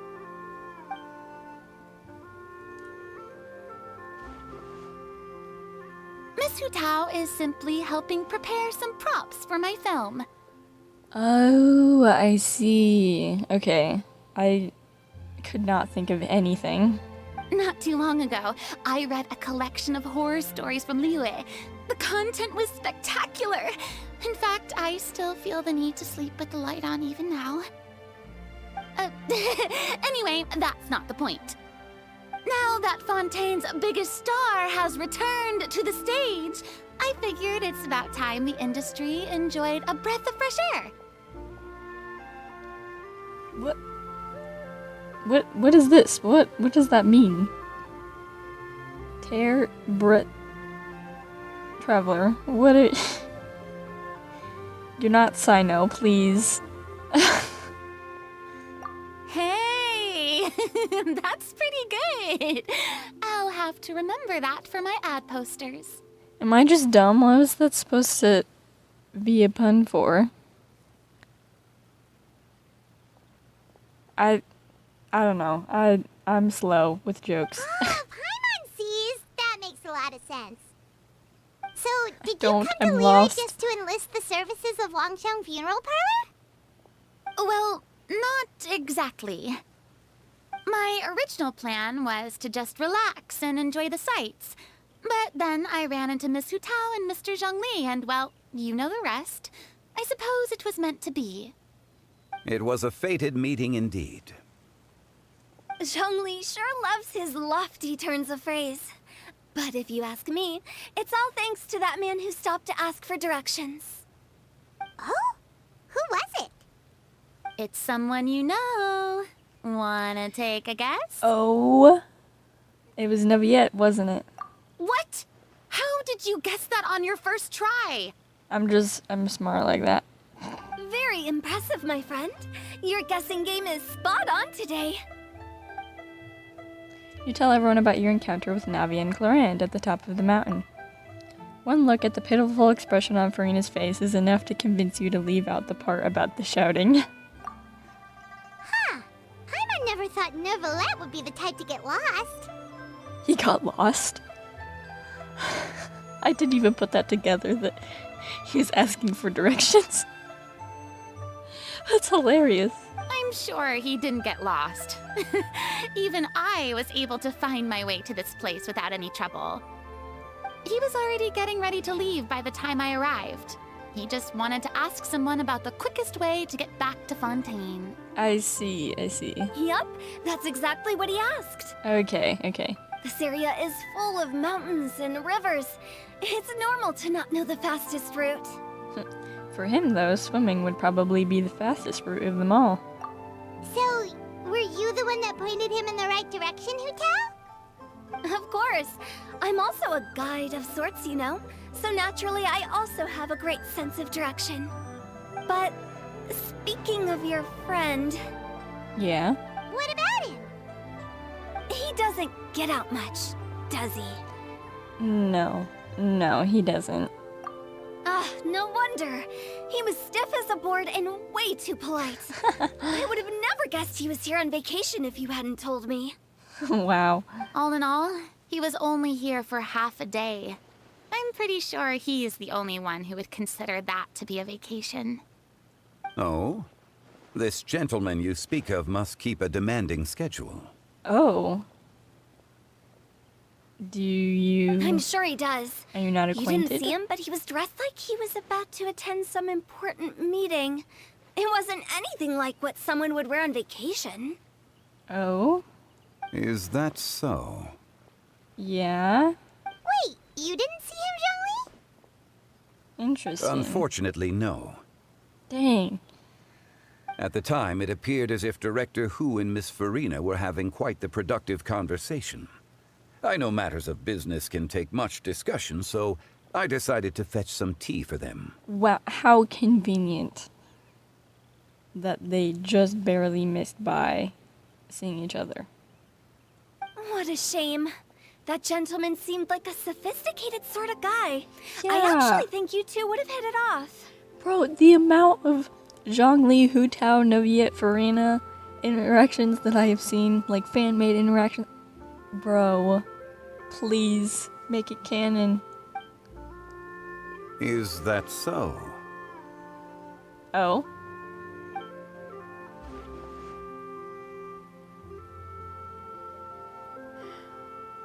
Judging by how Zhongli is acting and taking into consideration Neviette's true identity,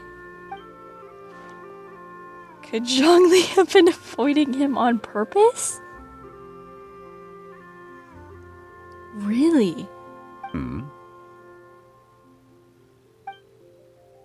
Oh, I see. It is what it is. It's truly a pity. Seriously. To borrow Miss Farina's turn of phrase, perhaps it just wasn't meant to be. Interesting. I wonder why he's avoiding him. Well, with the Traveler around, I'm sure you'll have a chance to get to know each other at some point. Is it because Neviette, wants to judge all the Archons? Is that maybe why? That's right. He's got more friends than he knows what to do with. Yeah. I have a certain charm about me. Well, that's certainly true. Oh, that reminds me. If you get the chance, you should try and talk to Neuvillette into loosening up a bit. Yeah. Just tell him the Palais Mermonia isn't going to fall apart if he disappears for a few days. He shouldn't keep himself cooped up all the time. Even clams open their shells to let in fresh water every once in a while, right? If he's really that much of a stickler for protocol, he can fill out a leave of absence request. He'd have to approve it himself since he handles that sort of thing now, but you know what I mean.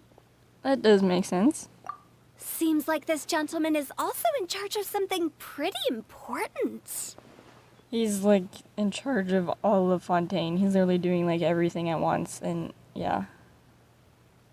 He's the fair and impartial Eudix of Fontaine, head of the highest court in the land, otherwise known as the demon who controls all the paperwork in Fontaine? Demon? What? Why? I've never heard of a demon that boring before. A demon? What? In my experience, a leader needs to be able to roll with the punches. That also includes knowing when and what to prioritize.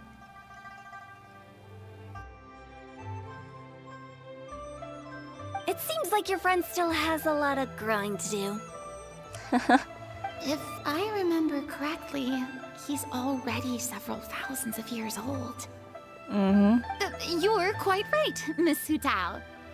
Oh, hey, Navia and Clarand. Oh? Traveler, Miss Farina. Those two individuals over there appear to recognize you. Oh, it's Navia and Clarand.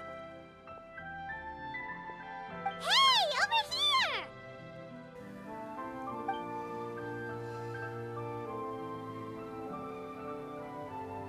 We saw you all chatting over here, and we're wondering if we could join in. Please, excuse the interruption. Oh, so polite. This is so interesting. I love this. No apologies necessary. Any friend of the Traveler and Miss Farina is a friend of mine. Ah, straight to the point. I like it.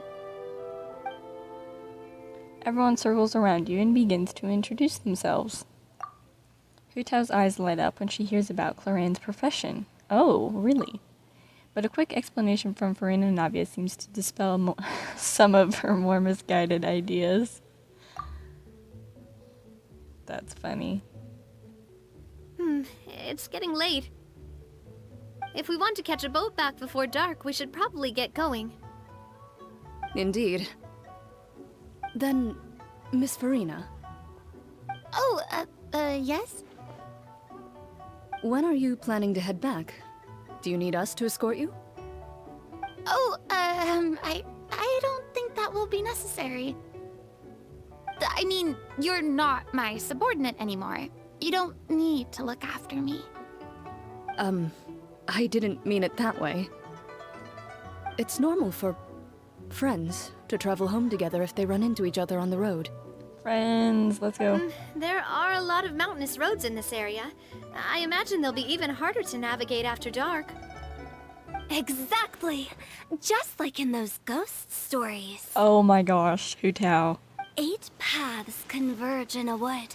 Beside them an old house is stood. If you dare to go inside, not a soul will greet your eye. Hutao, please. But if you take a closer look, there may be something you mistook. A candle flickers to and fro, yet there is no wind to make it so. What is its secret? What could it mean? In this wood, where mystery screams.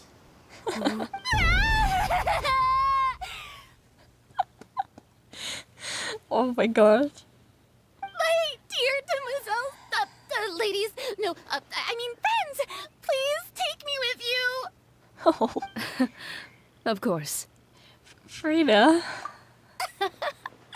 Gotta say, Farina, you are really quite the character. By the way, did I hear you mention that Clarand used to work under you? Then you must have also been a leader at some point.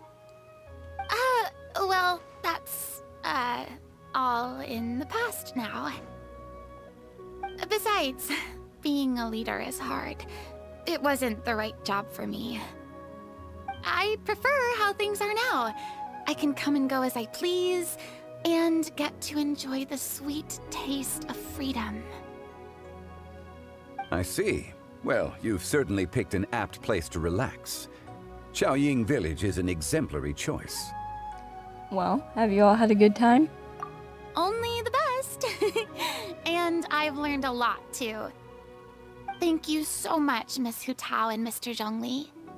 It's fine. You've thanked us more than enough already. The next time you're in this neck of the woods, I'll treat you to some dim sum in the city. Dude, so much treating people to the dim sum. Oh my gosh. Dim sum. Is that some kind of Liyue term for snacks or desserts? They are a part of it. It's basically a table full of as much tea, sweets, and good company as you can manage. Oh, so it's basically a tea party. Sounds great. Make sure to order the winter melon cake and the lotus flower crisp. They're so sweet and delicious. Paimon knows you'll love them. Ooh, okay. I'll be looking forward to it then. Wait, but didn't you guys say you were here on vacation? How come you're all going home empty-handed? You're not bringing home any souvenirs? Of course I am. I bought tons of fun things to bring home with me. A kite, a parasol, a little tin frog that jumps. Oh, and a stuffed toy of a mythical beast. Chlorand is the one who didn't buy anything for herself. So all you're bringing back with you is that tea? And some tea-flavored hard candies. They're for Sijwin. Chlorand isn't much of a shopaholic. Well, one of us has to practice restraint. Oh, wow. Hey, I'm hardly reckless with my Mora. I'll have you know, all the purchases I made today were well within my budget. What about you, Farina? Me? Oh, well, I bought some tea, of course. I just had to try all the varieties recommended in the Steambird. Other than that, just some bits and bobs, you know. A little bit of this, little bit of that. They should all be things I can use, I think. So you fell for a few marketing traps then? Now Paimon's even more confused. If you bought that much stuff, where did it all go? Into one of Lily's magic packets? I wasn't gonna mention it, but I probably should have. Oh, actually... Monsieur Neuvillette took them with him. What? Oh, so that's what happened. Wait, what? What? Did you hear that pop sound? What was that? Why did he take them? He's not hoarding treasure, is he? Because he's a dragon? I get it, I get it. That's quite the imagination you've got there, Paimon. Monsieur Neuvillette just saw the amount of bags we had and offered to take them back for us. I felt a bit bad at first, but, I really did have a lot of stuff. Just imagine, I'm imagining Neuvillette carrying, like, 2 handfuls of shopping bags as he's walking back to Fontaine. Oh, wow. He even offered to deliver my gifts to the Fortress of Meripede for me once he's done with the day's work. Neuvillette is a man of his word. If he says he can do something, then he means it. See, even Chlorand was happy to take him up on his offer. If even his trusty subordinate agreed, then who was I to refuse? Wow, he seems like a real gentleman. Maybe he's not as uptight as I thought. If only the No, funeral he's parlor really had an nice. employee as thoughtful, proactive, and responsible as him. Dang, shots fired, but... yeah, he's really nice. He's just socially awkward at times. Right, Zhongli? Oh, name and everything. Indeed. Oh, is that it? Said Neuvillette Oh. offered to deliver her gifts to Risley. So if we go to the entrance of the Fortress of Meripede, maybe we'll run into Neuvillette. Dude, I was just gonna look to see if... We don't know exactly when he'll show up. I was just gonna see if we could find him, like, after the quest was over, but no, you actually go look for him. Oh, that reminds me. A new year of work is about to begin. Exciting. If there's anything you want to talk about, Zhongli, you know you can come to me. I'm all ears. Does the director have any concerns? It just seemed like you were a bit preoccupied today, and much less talkative than usual. He barely said anything other than, "Is that so?" and "Indeed." If you ask me, I'd say you're having a midlife crisis. You're getting to be around that age after all. Oh my gosh. Is that so?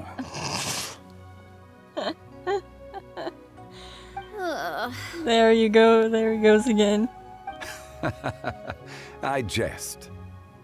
Given its distance from the city, Chaoying Village enjoys a much slower pace of life. Surrounded by such peace and tranquility, I also seem to have developed a proclivity for inactivity. I apologize for making you worry. I see. What do you think, Traveler? Is this atmosphere putting you in a lazy mood too? Out of mind, out of sight. Different worlds should not collide. Wow, you are getting really good at these kinds of lines. Indeed. There he goes again.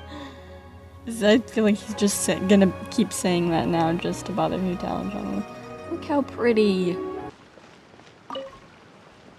Well, everyone, make sure that you've got all your belongings with you before we leave. If there's any souvenirs anyone still wants to buy, the time is now. Reliable as ever, Miss President. What is that supposed to mean? Chlorand is right, though. You really are reliable. It's not what she's saying, it's the way she's saying it. I will say, I never thought you'd be so easygoing outside of work, Chlorand. The tone of voice you use when you're working doesn't exactly make you seem like the type who enjoys interacting with people. Well, I try to keep my professional and private life separate. That includes my behavior. You take care now, Traveler. Paimon.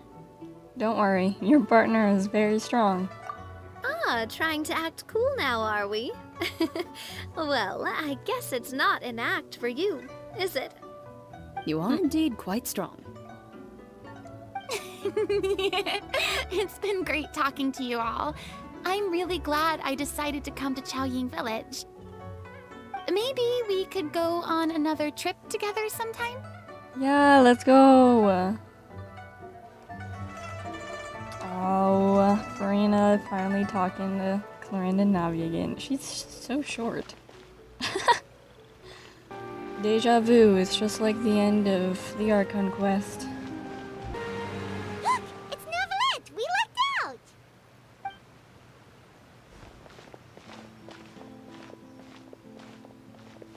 Oh, it's you. It has been some time since our last meeting. Mm-hmm. Few people frequent this location. Since I was able to conclude my work early for the day, I thought I might take a walk and avail myself of this area's peace and quiet. You call this early?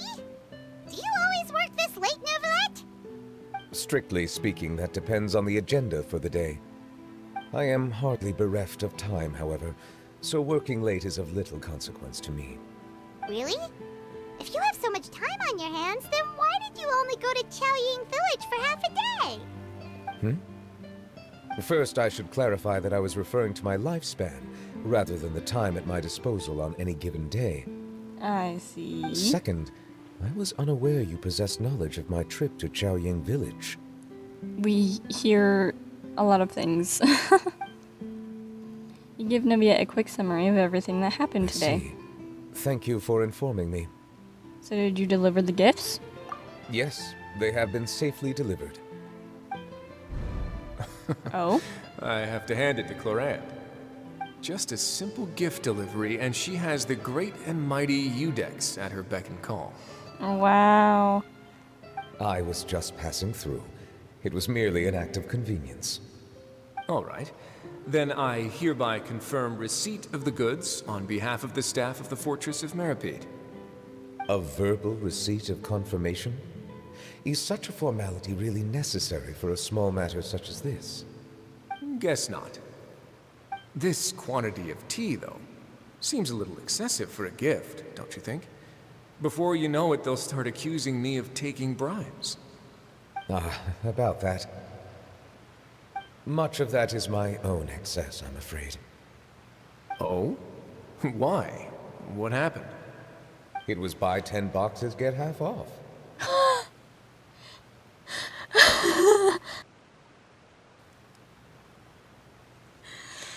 Stop. You're kidding. You're kidding. Ah, that explains it then. Well, go ahead and leave them to me. I'll get through this stash as fast as I can. You have my thanks. Oh, there's something else I'd like to give to you. Oh, really? Also, I think Risley will be able to get through that stash pretty quickly. He has like 7 cups a day. This is... What is it? a stone slate, engraved with a symbolic design. While that is an apt description, it is in actuality a legal codex. Oh, yeah? A legal codex, huh? Before the advent of modern writing utensils, information was recorded on stone slabs such as this. The law was no different. Okay. I'm with you, Risley. I'm also a little confused. Since ancient times, the scales of justice have symbolized the fairness and impartiality of judiciousness. As a tribute to that sentiment, this slate was designed after a traditional legal codex and engraved with a symbol instead of text. During my travels recently, I chanced upon a roadside stall offering tourists the opportunity to try their hand at the ceramic arts. So I decided to have a go. Really? We joked with Claran some time ago about gifting you a legal codex. So, here you go. That is so sweet. Oh my gosh. I was wondering if he was referencing the Archon quest. But, oh. Ah, so that's what this is about. He remembered and he oh. I did not expect you to remember it as well. In any case, I hope this can be considered as a reasonable attempt to join in on the banter. Oh, that's so cute. It is a very good attempt. I suppose I shouldn't be surprised. Even your sense of humor centers around the law. That's an impressive level of commitment. Well, a gift of this significance deserves to be put on display, and I know just the place. Front and center in the fortress's showroom. Surely there's no need for such a grand gesture. Just kidding. I don't have anything like a showroom. But we do have a storage room. We can put it next to all the mechanical parts Sijuin has collected.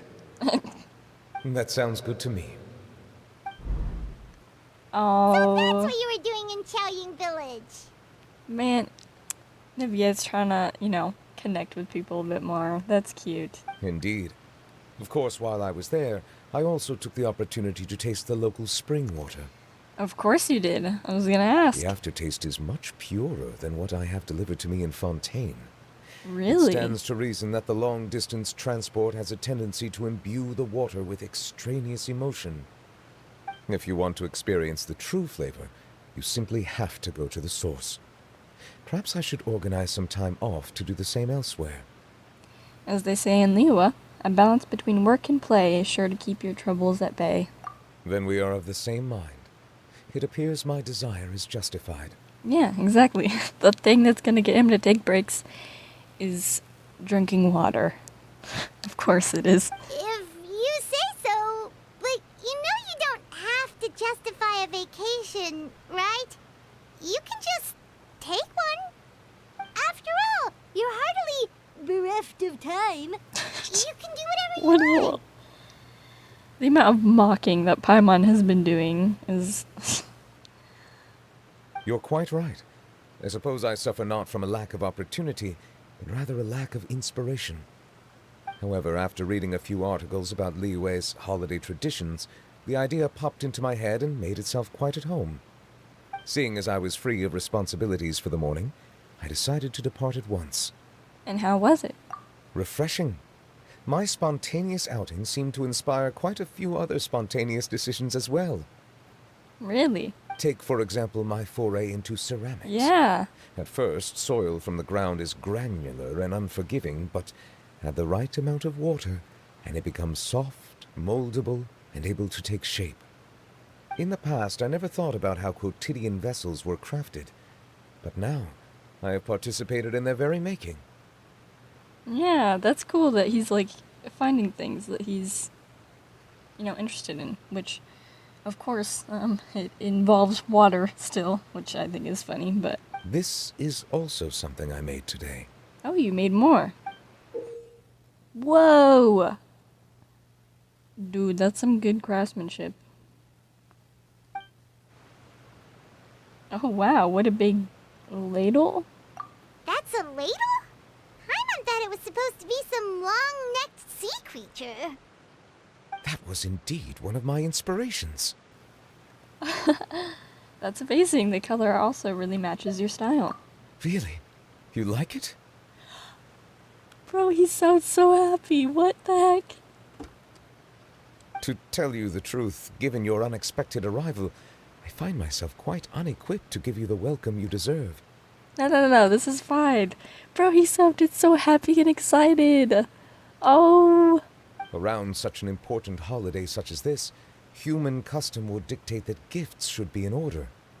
Yeah, but I'm afraid this is all I can offer. If you'll have it, that is. Can I really keep this? You made it by hand and everything. That is precisely why it would do me such a great honor if you accepted.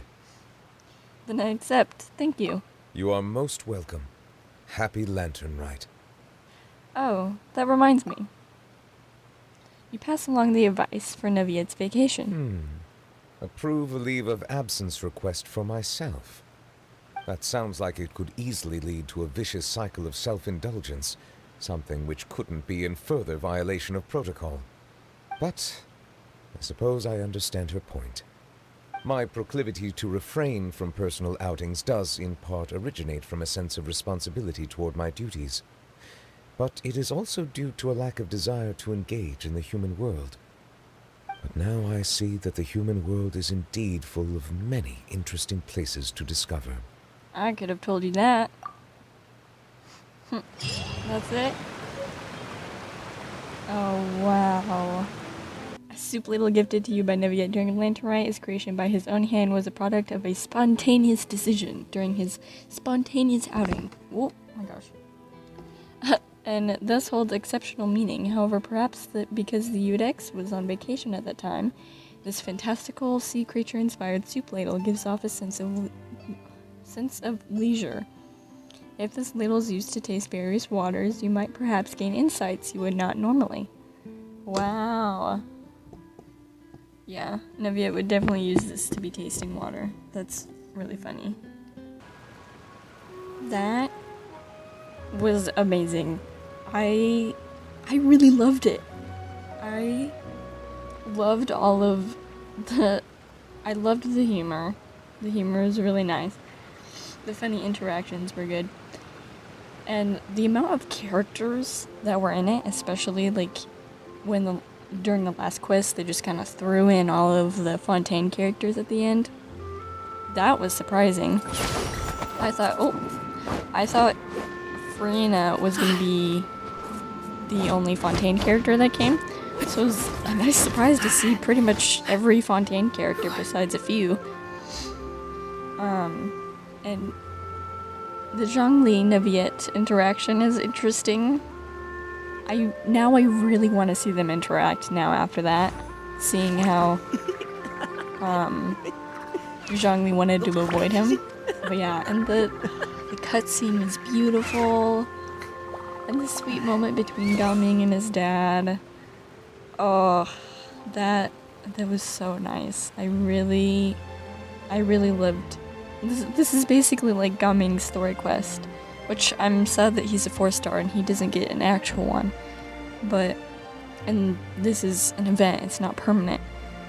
But I'm really glad that I got to do it, because that was really nice. It was really cute. Oh, I loved it. I loved it.